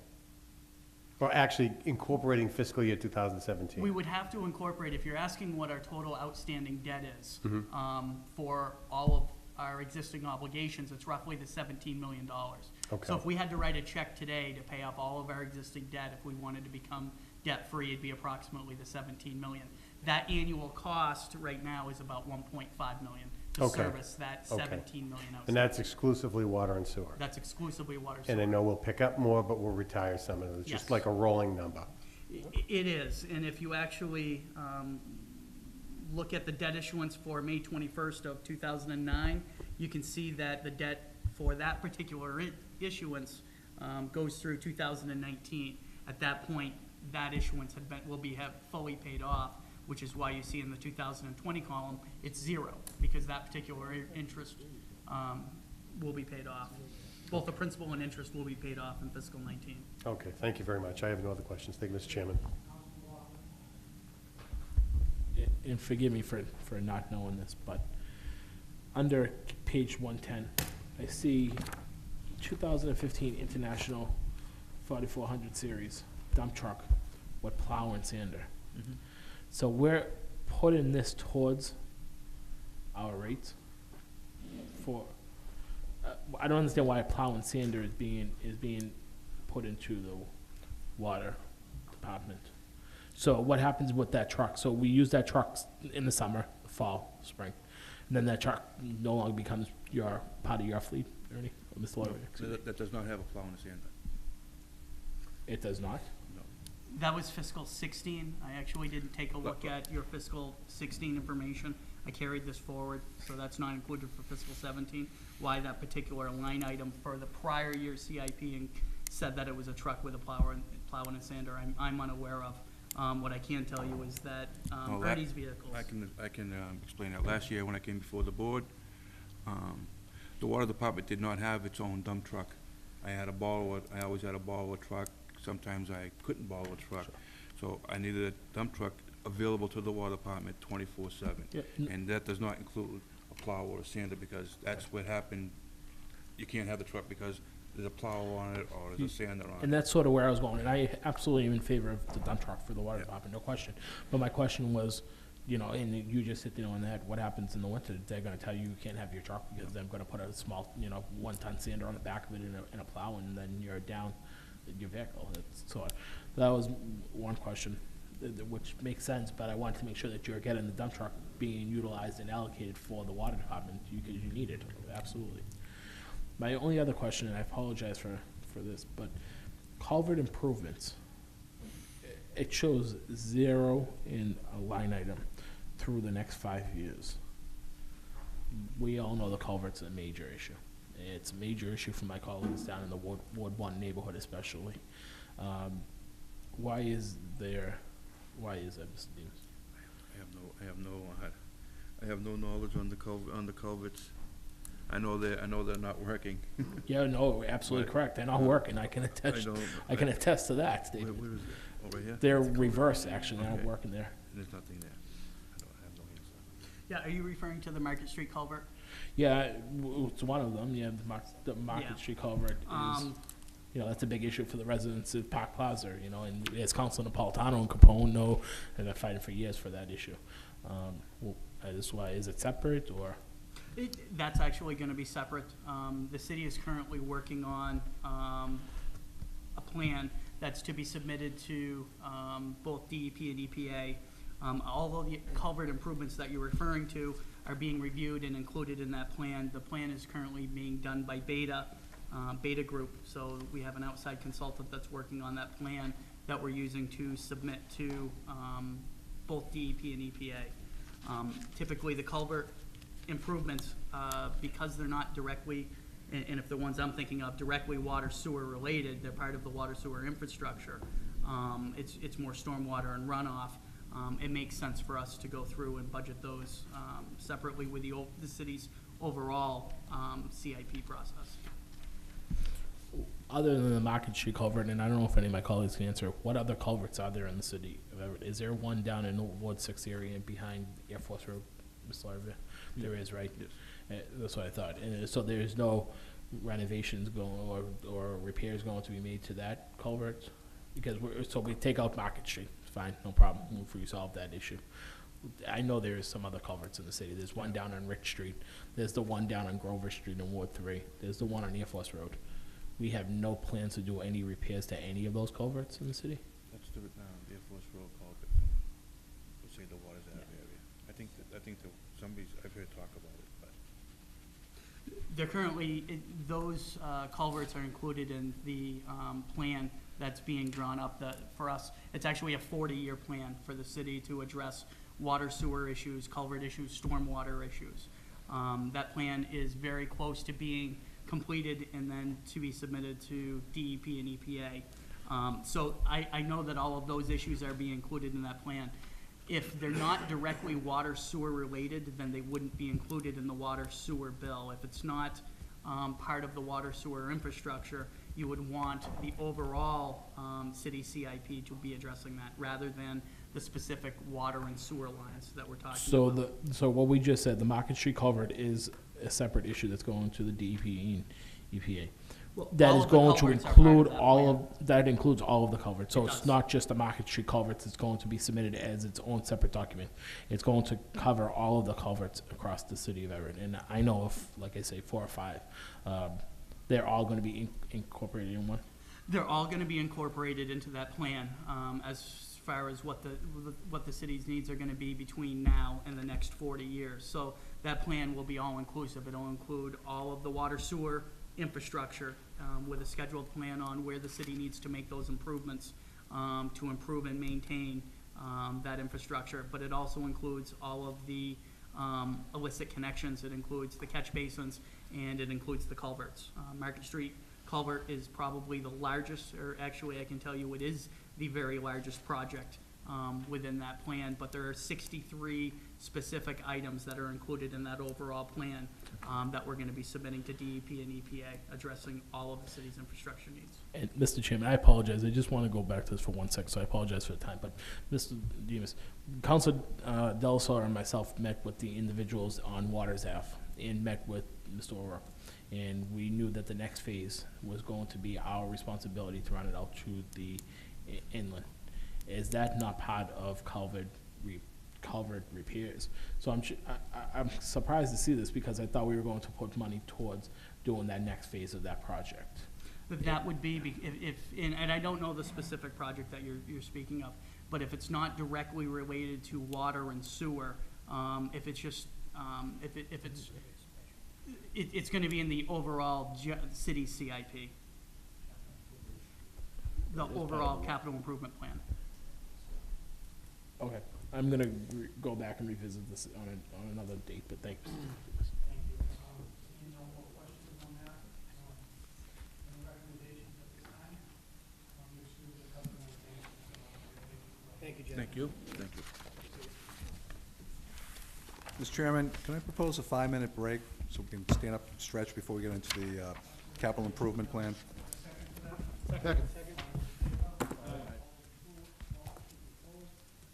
Guys have it, so the public knows we'll be taking a 5-minute recess. We'll be right back with capital improvement. I think it's just That's the Chinese food. I also have the information that was requested by the council at the last meeting. How would you like me to present that information? Yeah, they're handouts. There was a couple of things. You fine with that? If you have any questions, you can ask specific questions.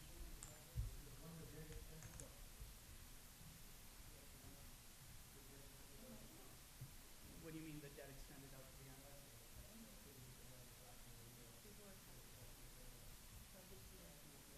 Yeah, it's 2032. You would also ask for a breakdown of pages.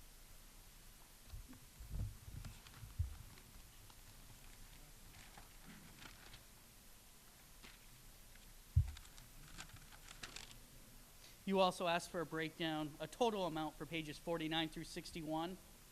That was 8,001,000 versus 7,051,000 in the prior year. Those were all of the DPW lines that we had talked about. The what? Yeah, I have that right here. That's right. And actually, Lorraine, I have to hit the bathroom. Would you mind handing one of each of these out?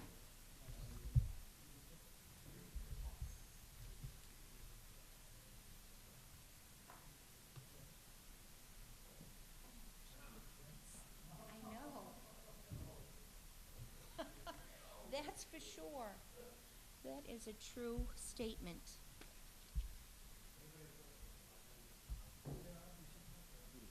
Push. Is this everything? What are you showing me up? Quick on your feet, dear.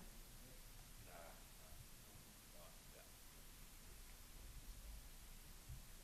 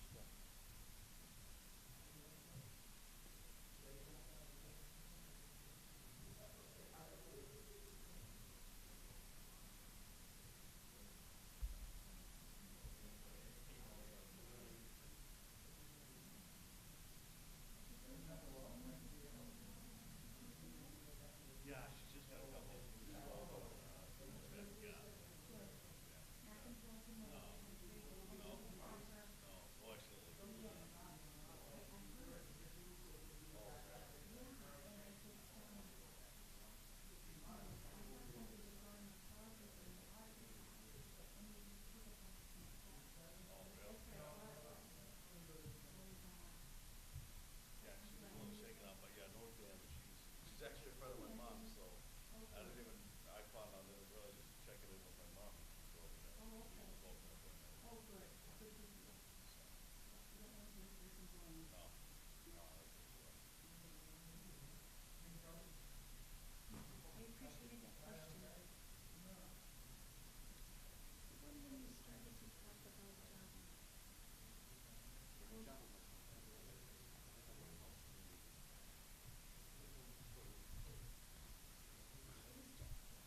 When you started to talk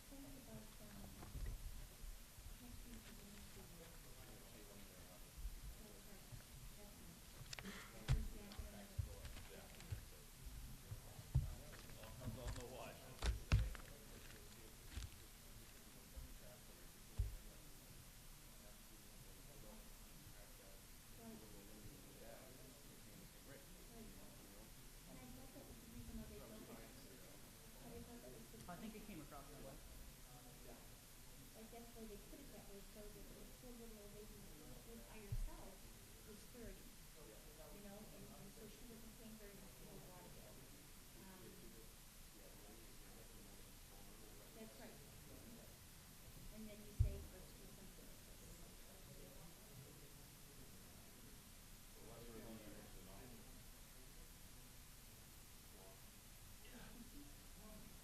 Not so much for 20 minutes.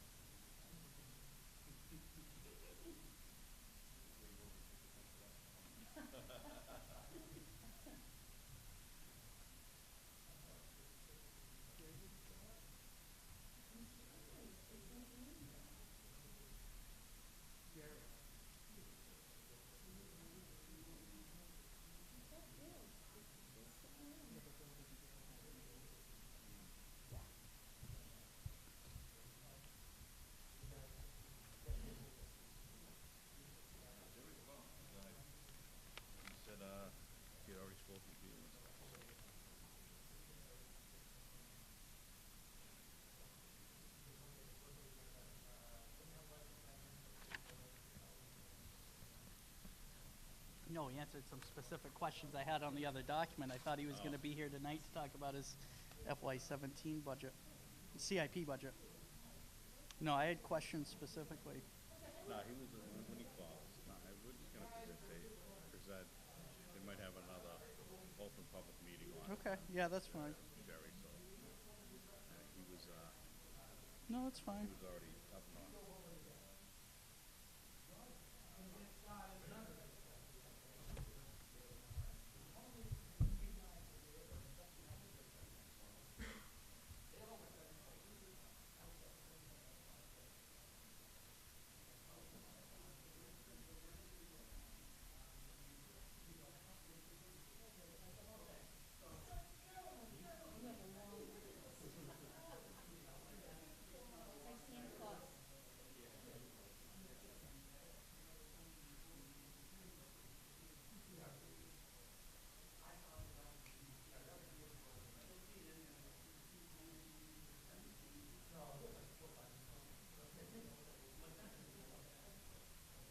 No, I don't care. What I wanted to give you was that one. Lorraine, did you hand out all two? Both of them? There were two there. What's that? We had two, Yeah, there were two two. piles. Yeah. That was just that one. Did she give you that? No, they didn't. Oh, if you could give me each one of those. That's the salary information you requested. So that's all department heads plus some of the other individuals that you guys had questions on.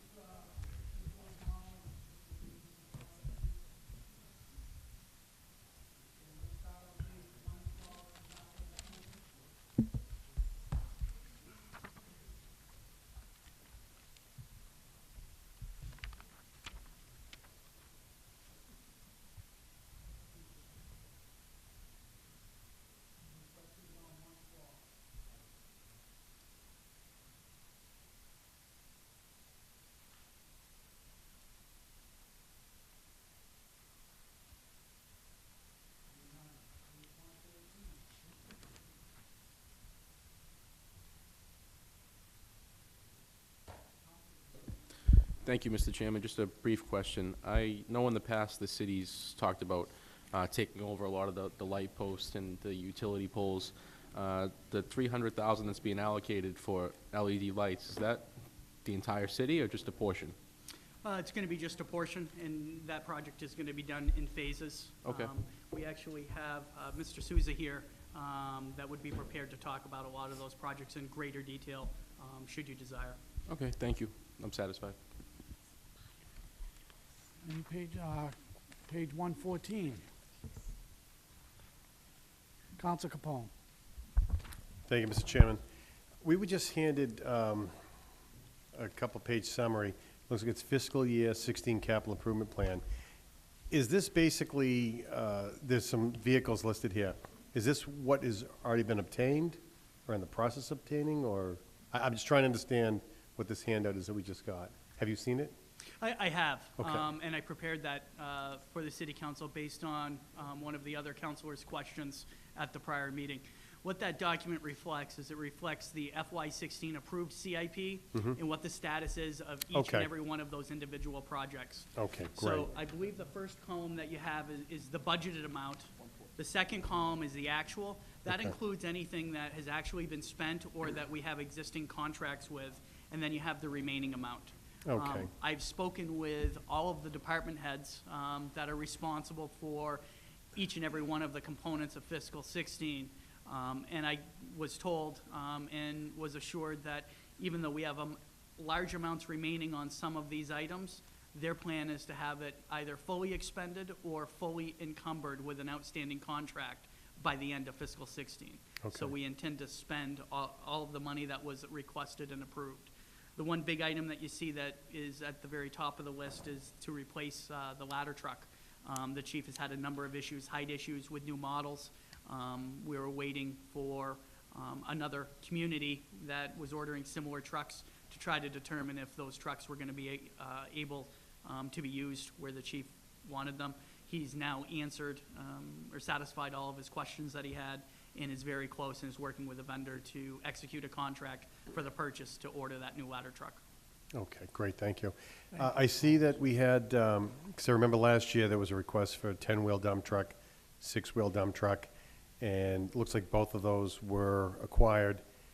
And now we're looking for a second 6-wheel dump truck. Do we need 2 6-wheel dump trucks and a 10-wheel dump truck? What are we lacking in capacity with that second dump truck? I don't know if you can speak to that, or if we would need DPW for that. I'd prefer to wait for Mr. Okay. Navarro to come Okay. back when we actually have the public hearing on that specific issue. Okay. I know one of the things we've been doing is working on and identifying our pieces of equipment that are the most old and aging, and replacing the ones where it's more cost efficient to actually replace than to continually repair. Yeah. But that is a need a request that was put forth. Okay. One request I would make, I made the request last year to His Honor the Mayor. It would be, at least for my own personal purposes, it would be easier for me to know or justify what we're doing for expenses on vehicles. I know we need them, but if we could get a summary of what vehicles are in each department, or at least the departments that are requesting vehicles. You know, if the department's not requesting vehicles, I'm not worried about it. But on those departments that are requesting additional vehicles and heavy equipment, if we could have a breakdown of what they currently have, when it was acquired, if it's a vehicle, what it has for current mileage, and for all items that we're looking to replace, what kind of life expectancy do we have left in whatever the individual asset is? That would be extremely helpful. That way I could take a look at what we have. Maybe we're phasing something out. It's at the end of its lifespan, and we need to put something else in its place. Or maybe it's a matter of, we have something that's still working, it's still got some useful life in it, but it would be more efficient if we had another vehicle to help assist in an individual department. So if we could get something like that, that would make my life a lot easier in terms of looking at requests and what we can do on our end. So I would appreciate that. Absolutely. That's something we can provide. The only other thing that I'm going to add in, because I've been doing an analysis with other department heads on some particular vehicles, is that not only the mileage, it's also going to be very important for us to include the hours, because on some vehicles, you're going to see very low hours, but very low miles, but actually an extremely large amount of hours, which is Sure. more indicative to Yeah. the current condition of that vehicle. Yeah, and you have The other the thing rent, is, what the document that you see in front of you is the city's CIP program, Capital Improvement Program, which includes the requested capital improvement budget. Once the city adopts this evolving document, because it is an evolving rolling document, what we'll be doing is the administration will be putting forth a specific order based on the council's approval of the overall CIP program, which would include very specific information on each and every individual item we're requesting for the new budget. That would Okay, be a good. component of this capital improvement program. Good, excellent. And feel free to include any other additional information you think would be helpful. I think that would be a great asset to us, so. Sure. Thank you very much. Thank you, Mr. Chairman. Thank you, Counselor. Counselor McKinnon? Through you, Mr. Chairman. And a question to you, Mr. Chairman. We can ask questions off this new sheet that we received, correct? Yes, I have no, yeah, I mean, unless it's something that it may take some time, and maybe we could, if it, I don't have the answer to now, maybe We could ask. at the next meeting, they could Okay. follow up with it, but, I mean, certainly if they have the answer, I have no problem you Thank asking you. the question. Thank you, Mr. Chairman. Through you, let me see here. It says planning Glendale Park Playground Equipment. The budget was 150, actual is zeroed out, and then there's a remaining of 150. Do we need that equipment down there? Because it looks like the park's brand new. Children are already using it and stuff like that. What's this for? It's for new equipment to be purchased. I do have Mr. Souza here, if you would like to discuss it in greater detail, but I did have the discussion with him as to whether or not he's anticipating in spending that money on the new equipment. He says that he does and is going to be anticipating spending that money by the end of June 30th. He's here now in the audience. Is there any way we could just have him come up 1 second? He's motioning to me what it's for. Yeah, I have no problem. All As right, long- thank you, as- Mr. Chairman. It'll be, there's that one question that I have on that. No objections, correct? Thank you, Mr. Souza, for, if you could just briefly explain the council's question? Sure. So, Tony Souza, Director of Planning Development. The 150,000 is when you walk inside when you walk at the main entrance of Glendale Park, to the right-hand side is the play equipment. To the left-hand side, we are looking to add some additional play equipment, specifically swing sets, and some picnic tables and so So forth. they're not there now? That- No, they are not. okay, But all that right. was something that probably should have been incorporated originally when we did it, Yeah. so. All right, thank you very much. Thank you, Counsel. Any other questions? Excuse me. Mr. Chairman, just a lot of this stuff does have to do with. Counsel, wait 1 second. Yep. Is Mr. Souza? I was just going to ask that he stay remaining Oh, okay, there, because thank a lot you, of yeah. the I don't know if you want items to have to speak. do There with were a his few people in department. front of you. Did you want to go on the list to speak? No, just wanted to Okay. mention that, request that you. he stay. Thank you. I appreciate that. Counsel Hanlon. Counsel Della Sola. Yes, I was reading the budget book here, but on this, we just received, are these vehicles, this question may have been asked already, these vehicles already purchased, or we want to purchase these? You're speaking on the new document that you received tonight? Correct. If you see in the middle column where it says actual, so if you see a vehicle, we can talk about the 10-wheel dump truck. The budget was 206,000 and the actual is 206, so we've already acquired that. If you see, where is it?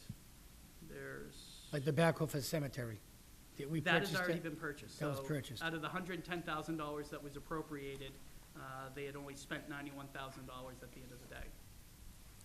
The issue I have in the planning and development, is that for the projects, or is this for the company coming in that designs and plans the parks itself? Some of them are for construction, some are for design. So we hire a contractor to Correct. design the parks? Correct. So, for example, if I may, Sacramone Park, we estimate that at 2.6. That would be for construction. The design work has been completed. But then you'll see, for example, design of Meadows. The design of Meadows is and that's a good example, it's the Phase 2 design work. Correct. On the baseball field, correct? Correct. Meadows Park construction, that's currently ongoing. My question is, on these planning and designing, we spent a lot of money on that, which you needed to design the park.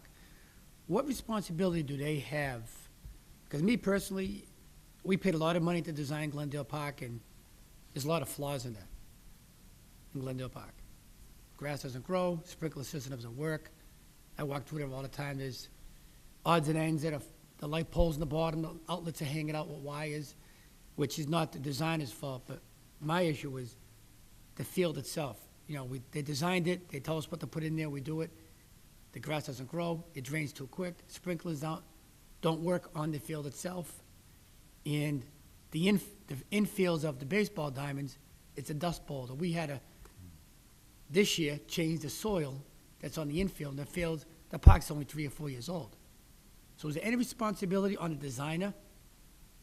Kickback on him? I mean, he's designing, he's the professional. We just do what they say, and it's just, we have all these parks we're looking to do. I don't want to be chasing these, every time we do a park, a year later, we got to change things around. The swing set issue in Glendale Park, I understand that. That's something we're adding to it, which is better for the children there, because that is overcrowded. But when it comes to designing at the parks, I hope we're using a different contractor and some kind of liability on these people who are designing these parks. Because we have a lot ahead of us. You got Sacramone, you got Lower Florence, the Meadows, Swan Street Park, the Meadows, the second, Phase 2. It's just, it's ongoing. I don't want to be chasing, repairing this park 2 years after we spend $4 million on it, whatever it is. And one of the conversations where we have now is the importance of maintenance as well. It goes hand in hand. So certainly, after design of a park, within the first year, we're looking for any issues, any potential omissions or anything like that that may have been overlooked. But also, though, when we look at a park 3-4 years out after it's complete, we also need to look at maintenance of our parks and come up with a plan for a rubber surface, for the infield. Glendale Park, there was a crew that was retained. DPW can speak to this better than I can, but they've put in many weeks of work recently to enhance the grass, to make sure that it's green, as it was when it first opened in that first year. So maintenance is a big component of the investment in the parks, likewise, when we sign off, final sign-off on the construction work, we do hold the contractors accountable if there's anything that we see, or that our engineers see that may have been overlooked, or anything of that nature.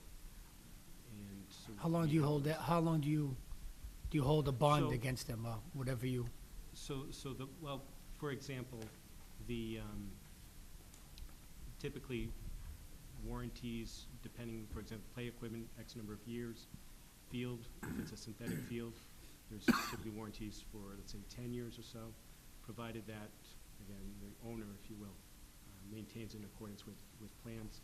The bond itself, I'd have deferred to our legal counsel, if they were here to answer that, but we certainly, there is always a retainage that's held, or moving forward, we've been holding retainage on contractors to ensure that before they get their final payment, that everything is done according to the city's satisfaction. Okay. I just like to have a magnifying glass on these jobs coming up next, because they spend a lot of money, they look great, and then it just seems to fizzle out. All right, thank you. Thank you, Counselor. Counselor Capone? Thank you, Mr. Chairman. Through you to Mr. Souza, I didn't anticipate you being up, but since you're here, I had a couple of quick questions regarding the utility poles and the streetlights. Sure. I have a recollection of last year, maybe you know better than I thought in the capital improvement plan last year, there was a request for $1 million on poles. And I think it was appropriate. I don't know that it was removed. So I'm looking at the book now. The handout we had looks like there's 454 utility poles on the first page, probably about halfway down. And in the book, on page 113 and 115, we've got $300,000, and then we have an additional $600,000 on page 115. So I'm trying to get a handle of where we are with those, because we were told last year that the $1 million was going to put us in a position to purchase all the poles, that they were going to pay for themselves with the cost and efficiency. And where are we at with that whole process, and why are we looking for additional funding on the poles? If you know. If you don't, we can always get that information another time, but if you can answer that, I'd appreciate it. The utility poles itself, we're not asking for additional funding, but in essence, the appropriation, if you will, from last year, we're asking to continue it for this year. And I'll explain exactly why that's the case. We've been working with National Grid to get their cost estimate, not their cost estimate, to get their quote for the purchase of all the utility poles in the city. I'll be very frank, maybe it was four or 5 months or so until we actually got it, which was last month. And in agreement, if you will, for the cost to acquire those poles. We're currently reviewing that. I'm reviewing that with the city solicitor before we do anything with that. And when we look at the amounts of money, the 300,000, approximately 300,000 was from our Green Communities designation that we received. And because of the, I don't want to say delay, but because of the process with National Grid, we've had to extend this project. I'm fortunate that they've granted us an extension for the next 2 years. I don't see us needing for 2 years to do this. But I want to make sure, for the city's benefit, and certainly the administration wants to make sure that everything is in good order, so that we understand clearly when we purchase the utility poles what our obligations are exactly, and also what our responsibilities are. Because there's going to be savings, yes. We estimated last year, and it still stands, approximately $200,000 each year. In the same token, though, we need to know long-term what the maintenance, if you will, Yep. because now we've taken ownership, Mhm. and other communities have done it recently, Melrose, Woburn, others around. So we're not alone, but we want to look at it very carefully to make sure that we know exactly what the full cost would be. Yes, we're going to realize savings, yes, but there's also going to be some cost in maintenance. We have to think about that. We have to think also about lighting plan, if you will, in certain areas where if we're looking for maybe doing ornamental lights in Everett Square, the logistics of that.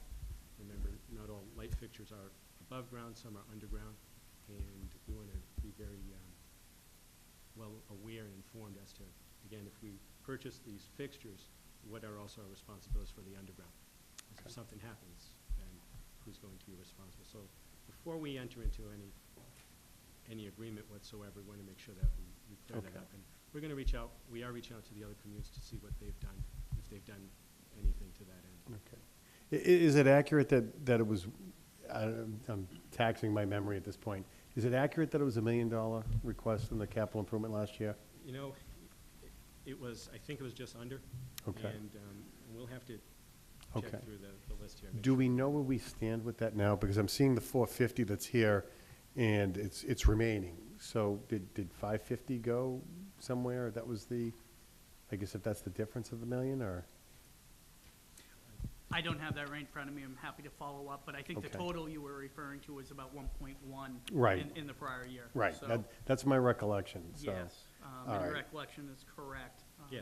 I can Okay. follow up on where that other component is. Okay, so now, this 600,000 and 300,000, is that additional on top of the 1.1? Is that what we're looking at? Yes. All right, now, we told the bulbs were gonna last for about 20 years. I'm not gonna go too far left with that. But, you know, in terms of savings and everything, but now we're going from 1.1, now we're upwards to 2 million.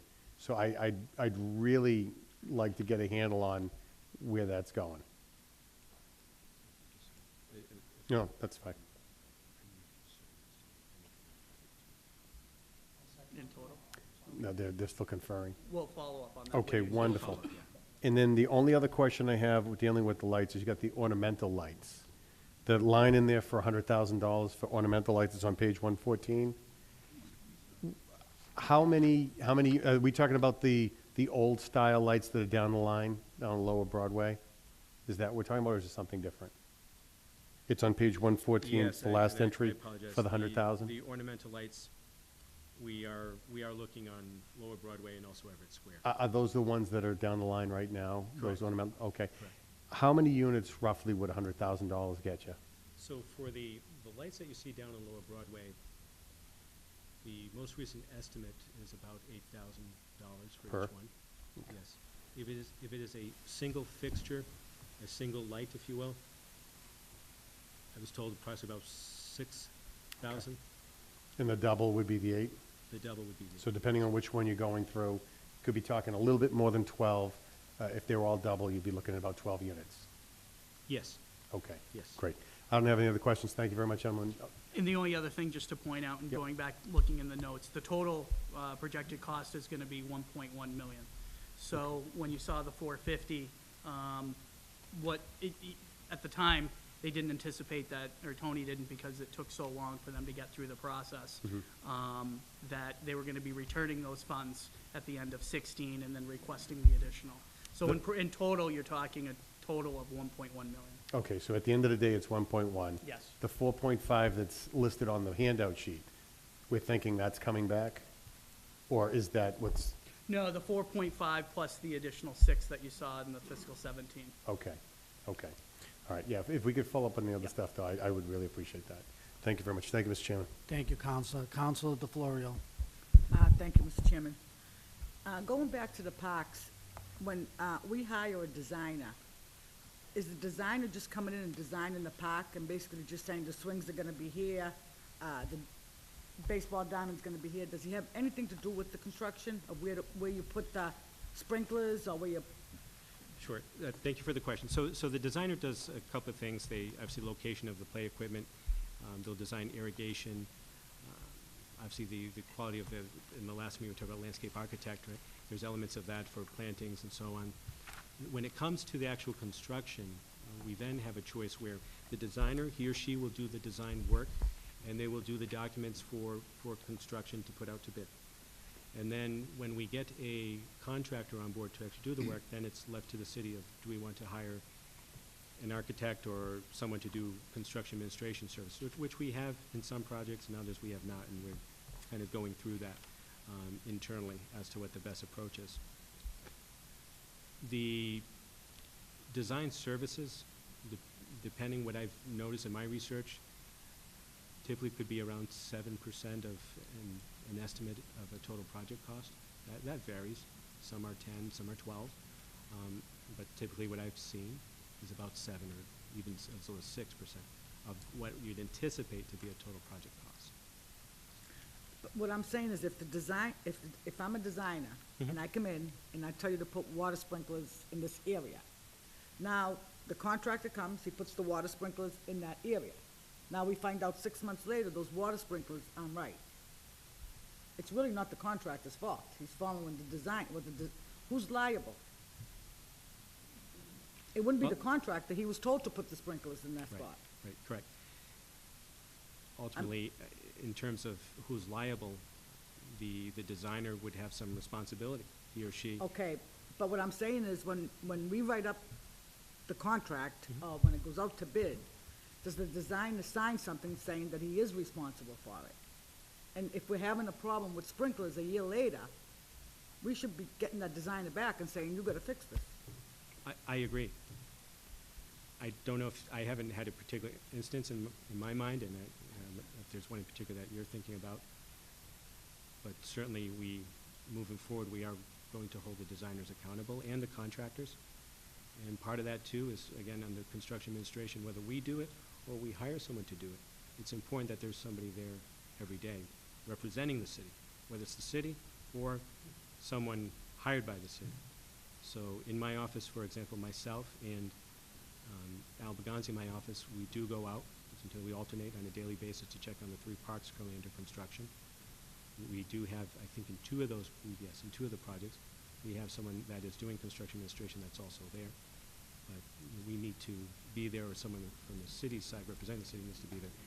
Correct, when things are getting installed, to make sure to take notice as to what's been spec'd in the plans is also what's being delivered there. Sometimes, let's say, there could be an error, and if there is an error, for example, if the city determines an error in the design, then we would look at the designer and say, what happened here, and why is this the case? And we also look at the contractor as well. Well, the reason why I'm bringing up this question is because my colleague was saying in regards to Glendale Park that the sprinklers aren't working right. So if they're not working right, who's being held responsible for it? The designer? If the designer Well- designed the sprinklers, then we should have got, I believe, because I think by law you only have a year. Is that correct? Unfortunately, I don't know the answer to that. I believe by law you only have a year to go after a contractor or a designer or anybody.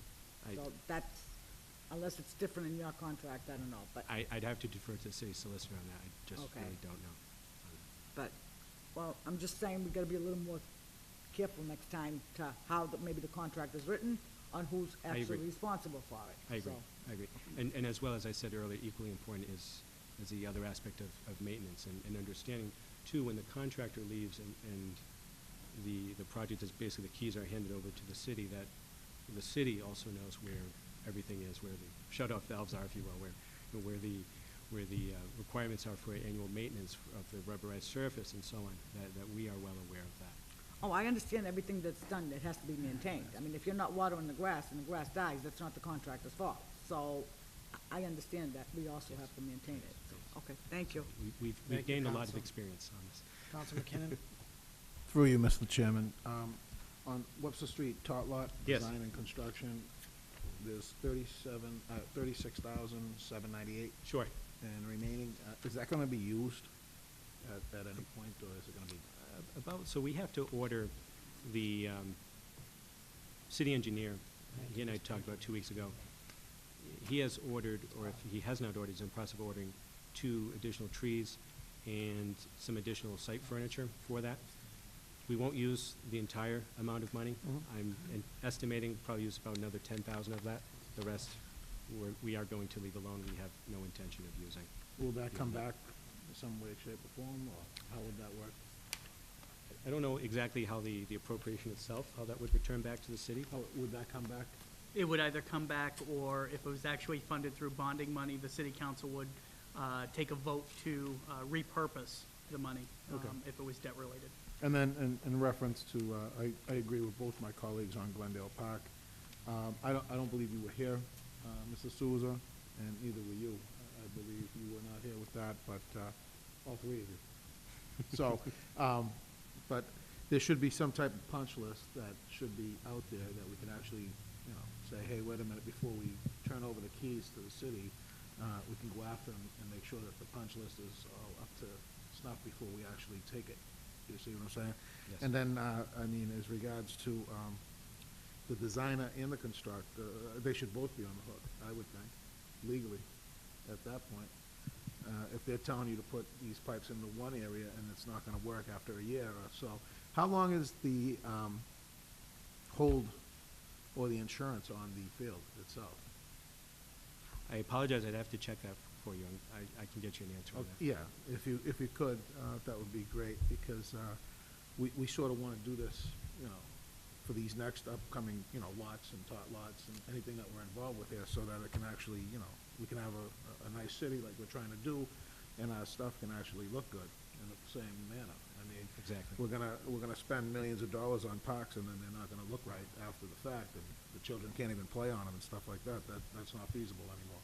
So, I think that we really need to hold these people, you know, to the fire a little bit and say, hey, you know, you're gonna have to fix this, whether it's, you know, ripping up the park again to get the sprinkler systems in there or whatever it may be, to make it work, to make it greenery, you know, so it's a feasible park. That would be a great thing. But I think, you know, punch lists need to be adhered to. I think that any type of equipment failure needs to be redone at that point. And I think that, you know, we're spending an exuberant amount of money on making this place look better, and we're trying to make our community better as a whole, so we should have the best. So, you know, that's in your hands. I agree with you 110%. I know you do, because you're going after the people now and making sure that they're held accountable for this. So, and that's a good thing, that's a good step. As far as the city solicitor goes, you guys are working hand in hand, correct? We do, absolutely. On this? Absolutely. Okay. And my counterpart, DPW, we work very closely. All right, thank you. Thank you. Thank you. No other questions? Councilman Matusky? Thank you, Mr. Chairman. On the street poles, we own the street poles now? Is that it? Or just the lights? We have not entered into the agreement with National Grid to purchase the lights, and I would be stretching on a limb if I said exactly if I knew which poles we own here in the city. I don't know the answer to that. I don't know how many the city actually owns poles per se. Okay. And we just passed an ordinance with double poles. If there's 80 or 90 of them in the city, it's the city's responsible, but we'll visit that in the near future. But the other thing is, Councilman McKinnon brings up a good point. You know, I can remember the Line Street Park. Well, that may be eliminated at some point due to the casino or whatever, but the city spent $2 million on that park renovation, and within 6 months it was the benches, the wood they used. I mean, somebody had to be, nobody was ever responsible. But I hope you take in consideration when you go out to bid on who does the work at these various parks, that, you know, geez, you know, the grass isn't green anymore at Glendale Park. We may not want to, like, take your bid.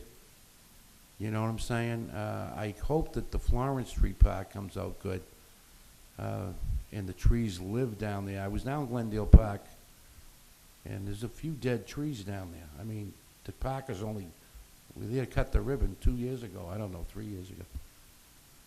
Trees are supposed to be guaranteed, I would imagine, no? There is a warranty on the trees itself. I'd have to go back and double check on what we have for warranties on the trees. I'd have to check with our DPW Mature director, trees. too. Well, I just observed that as I took a walk around a couple of weeks ago. There's 3 dead trees down there, okay? And they're new trees. But, you know, we have to be focused on the quality of workmanship on these contractors. If the sprinkler, he says, the councilman lives across the street from the park, he says it's a dust bowl. That isn't right. The sprinkler system is a lot of money, I would imagine, for a park that size, no? Yes, And it should work it should work. after 2 years, yeah. Well, I'm gonna keep a close eye on these parks. In the Florence Street Park, you have somebody going down there on a regular basis? Yes, Because that neighborhood has been disrupted for quite a while, and I just hope that gets completed, and that's in this capital improvement, the finishing of it.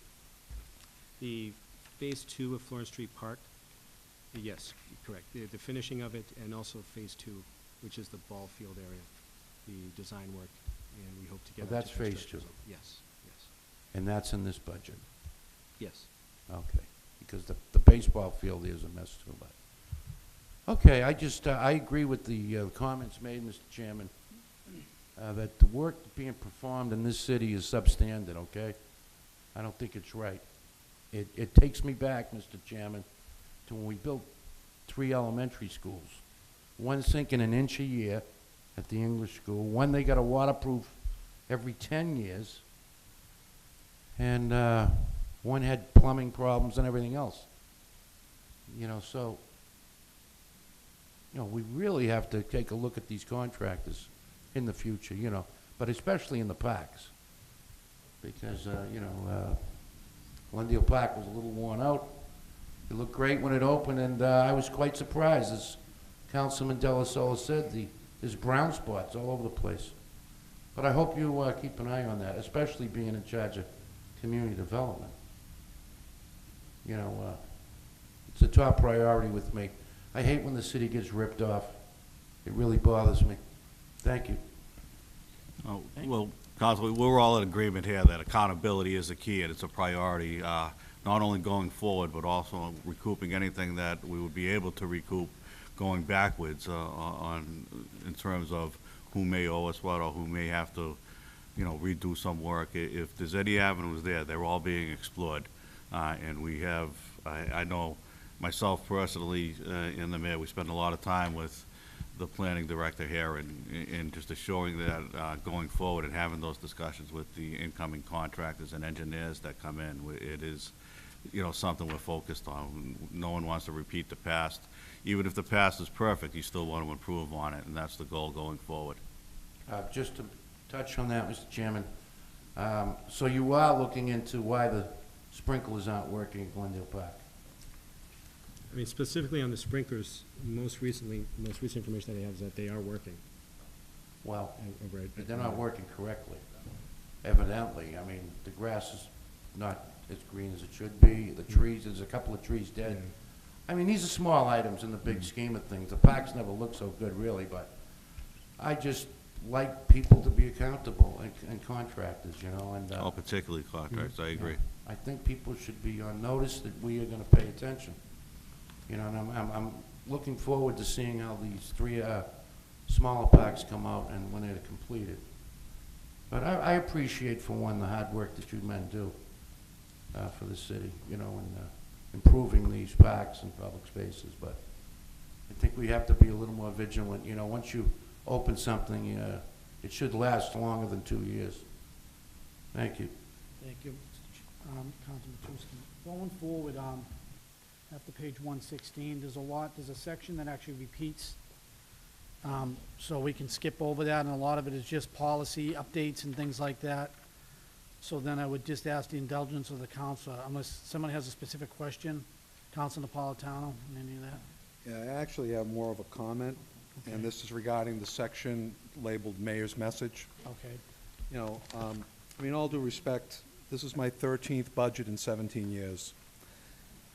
A message like this, which is very informative, you know, in past, we would have the mayor come before us and deliver this message in person. I don't understand why the mayor's not here. Granted, I understand the mayor's representative here, but that's not what the mayor's representative wasn't elected to be here. The mayor was elected to be here. We're being asked to approve an $18 million, $825,000 capital improvement plan. We're looking at borrowing $15,181,000. I would think, if it's that important, and it is important, and I don't see anything in here I'm questioning, I would hope that the administration would be here personally to ensure, as I've sat through other previous administrations, and deliver his reasonings for wanting to borrow $15 million. Again, I don't think these are, I don't think that these are, I don't believe these are non-legitimate items. Everything in here I think is important. But the public needs to be reassured by the man who's asking this council to approve this, personally, that this is the correct course of action. And no disrespect to the representatives here, their names are not on the budget.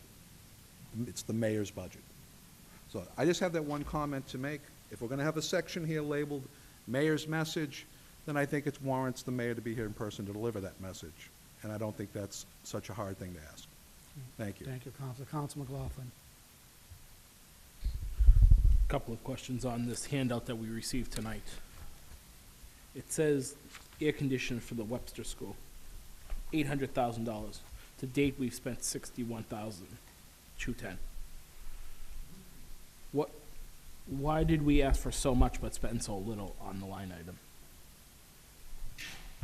Again, my anticipation from having discussions, I did not have a chance to talk with members from the school department.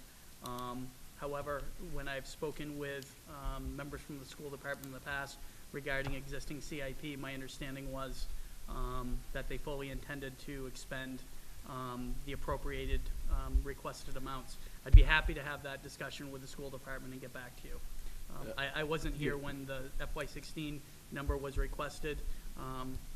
I can tell you, even though that it's only reporting approximately $60,000 in expenditures, I'm certain that it's going to be, the actual final expenditures are going to be very close to what the requested amount was. The final expenditures have to be in by June 30th? They do not. Okay. The amounts that you see here with the capital improvement plan, unlike your appropriations in the general fund or the operating fund, your general fund appropriations expire at the end of the fiscal year. These capital appropriations, because they're typically much larger projects, the appropriations do not expire. So the fact that there's only $61,000 spent as of May 31st, or again, whenever, no, actually, the numbers that you see here are as of May 31st. I ran those numbers today. The fact that you see only $61,000 out of an $800,000 project is not indicative that all of that money is going to be returned.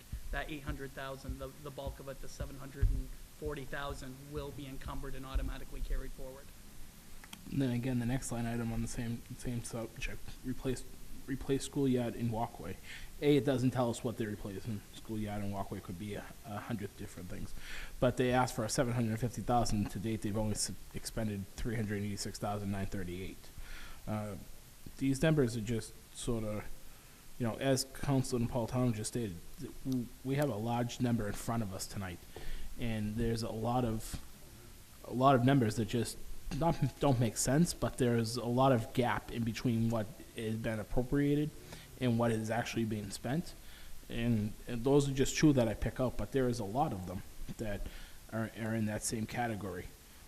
So that's, if you could get some answers maybe for us, Mr. Demus, on some of these line items, and I can go over them with you later on after this meeting, but there's quite a few of them. You know, portable radios, $100,000. We spent $18,000 out of $100,000 in portable radios. You know, and there's several others. I would like to get clarification on, are we over budgeting these line items and not really needing the funding, or, because it is a very large number that we're being asked to accept tonight. So I would just like to get some clarification on some of that stuff. It is a very large number, and I'd be more than happy with you to sit down with you at any point and go over each one of these individually.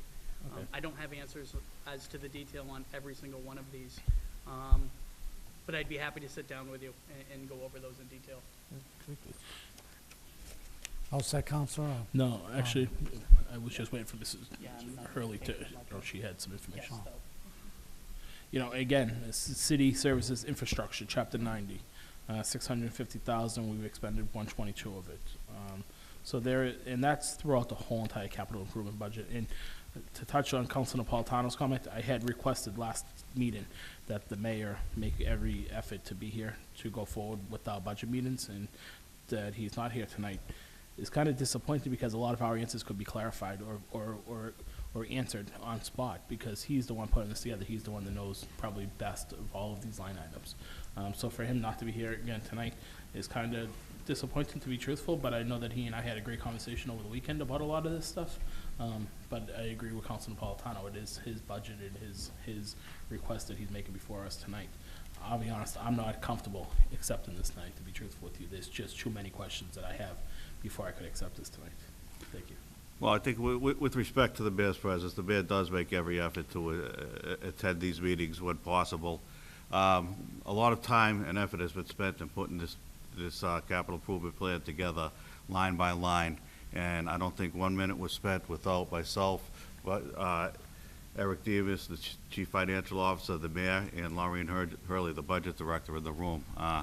You have 3 of the 4 people that were here from A to Z, putting this entire booklet together, spending every minute together, so. Okay, so I then, mean, that's great, and again, Mr. O'Donnell, I have utmost respect for you. If that's the case, then can you answer some of my questions on some of these lines? Okay, then if you can't answer them, then let's have a conversation about them tonight, because there's a lot of questions that before I can vote on this. So if you guys have all been at the table, we haven't been. So if you guys have all been at the table since day one, let's start talking No, about and we this. understand that. Whatever couldn't be answered tonight, we certainly would answer. I mean, Sure. there's nothing that couldn't be answered without having the proper research done or not having everything right in front of you. I mean, a lot of things, this is the condensed version, if you will, of everything we had on the table to put together, to put into this document. Sure, and I understand, and I respect that wholeheartedly, absolutely. But the problem is, you guys are now coming before us and asking us to approve this without really any answers or clarifications. Again, additional classrooms, public school, additional classrooms, FY16, $2.3 million. It doesn't tell me what additional classrooms are there. Oh, and I understand that. What I was asked for at the last meeting was just a very simple, put together a budget versus actual. Sure. I certainly did not have time to go through and produce all of the detail. If there are specific questions, I'm more than happy to sit Yeah, with and I you know at you any guys are, point. and it's not. But again, that's all that was asked for. It wasn't included a status update on each and every project. But It was unfortunately, just a we have to budget vote versus on this tonight, correct? We have to vote. No, we do No. not, sir. We're not voted on this tonight. No. No, but the FY17 capital improvement plan, when do we vote on that acceptance? Whatever comes in front of us. There's a public hearing and all that stuff. This is just basically an outline budget that they're trying to put through. and Okay. say- So then we can get answers tonight. It's not the only night to get it. Counsel, if I to get could, answers. just, Thank you. I'm sorry for interrupting you, but what I would ask then is that, you did bring up some very good points on some of the stuff that you have, and I would ask anybody else here tonight, if you have any specific questions, and going through the rest, whether it's, any of these bonding things that they're gonna be doing on, what I would suggest, is submitting questions to any of the gentlemen, or Ms. Hurley, or even to the mayor's office. We have another week or so before the budget meeting's ending, is close to a week before the budget meeting's ending. If we don't get the answers that we're looking for, then certainly the last day, we're gonna reserve the right, as we can, if you want to have anybody come in front of us and answer questions that haven't been answered. So instead of sitting here and going through a monotony through the stuff, what I'm saying is that if there's specific line items in there, whether it's walkways or, air conditioning, things like that, submit to the gentleman here, to the mayor's office, Ms. Hurley, and I'm sure within the next week, they'd be able to get you specific answers, to make you feel, comfortable. in I terms couldn't of- agree more with you, Mr. Chairman. I apologize. I was misunderstanding that tonight was the night we were going to accept no. the 2017 capital No, they improvement plan. just have to basically show us what their budget is. I apologize. I was misinformed. Sorry about that. Thank you. Council DeFlorio. Thank you, Mr. Chairman.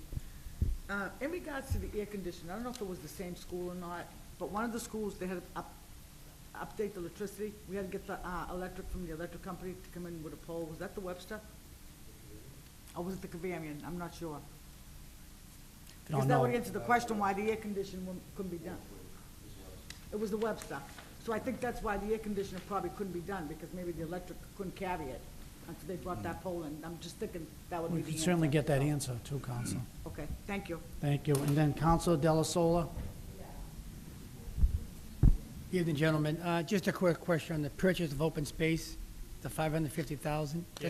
Is that the Sacramone Park there? So actually, we need to break that down a little bit. If you recall, in last year's CIP, some of that is, yes, to answer your question? I thought it was 300 Some- something thousand. Exactly. Some of that is for Sacramone. It's about 350,000, if I recall, is for Sacramone. But then there was also another line item in the CIP last year. Originally, we asked for $1 million for general purchase of open space, and then that was reduced to 200,000. So 350 plus the 200 is how we got to the 550. But that should actually, that particular line item in the sheet, it's just for information purposes, but that should actually be broken down so you can see it. 350 for the Best Buy lot, that small section. Right, as you go in the entranceway. Correct. On the left. And 200,000 just for the general purpose of open space. We have not used the 200,000, nor have we used the 350,000 yet. I would request that, that the, however it works, that the line item continue for next year so we can still, so we can have some time to. And that's still the goal for this year, correct, July? Exactly. All right, thank you. Thank you, Counselor. Going forward, like I said, we have a few pages of all bonding stuff that's from fiscal year 16 to 20. I mean, unless anybody disagrees, in the matter of time, if we could just, again, if anybody has any specific questions over the next week on any of these line items, 27, 28, 128, anything specifically on debt service or anything, please, I would ask to submit them, you know, email or whatever to the, any of the gentlemen, the mayor or Ms. Hurley. You know, again, if you don't get the answers that you want, then certainly you have the right at the end of the budget to have any one of these individuals come up in front of us if you feel like your questions haven't been, you know, properly answered and so forth. But just in the matter of time, because we could be here for 10 hours, an additional 10 hours breaking down every single line item and every single thing that we have here. So I would ask that. Also, too, people know on Thursday night, we have another meeting. I will be unfortunately have to be leaving a little early, so I will relinquish the chair to someone else. Just so the public knows, I'm going to be, my son is graduating this year, and he's going to be up at Everett High School in an awards ceremony. So, that's the reason why when I cut out early on Thursday, just want anybody to know. But also, by the end of Thursday's meeting, if we could, if anybody's looking to have, as I said in the beginning, if anybody's looking to have any individual department ship, well, we don't know, everyone hasn't come in front of us yet, though.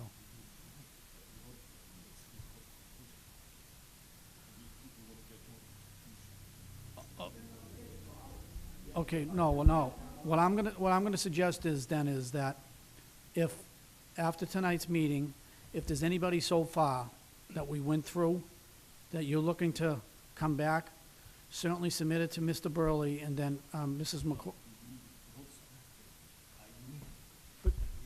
But, Mr. Clerk, I'm gonna have to disagree, because what I'm saying is there gonna be, but, Mr. Chairman, I'm going to make a motion right now that we invite every department head back. Do a blanket invitation. okay, well, we'll take that. Do we have a second on that? Okay, Mr. Clerk, I'd like to have a roll call vote on that to see that everybody to come back on Monday night at 7 o'clock. No, they got to be back, because if they're not available. Just for the record, sir. I have Council Capone. Yes. I have Council Delasola. Yes. I have Council DePlurino. Yes. I have Council DePiero. No. I have Council Hamilton. I have Council Mangan. No. I have Council Matusky. I have Council McLaughlin. Yes. I have Council McKinnon. I have Council Napolitano. And I have Council Simonelli. No. No. We have 7 yeas, 4 days. 7 to 4, all the department heads are requested to be here, following the public hearing next Monday night at 7 PM. That's correct, Mr. Clerk? That's correct. Any other questions? If not, I'd like a motion for adjournment. Thank you. All in favor? All opposed? The ayes have it. Thank you.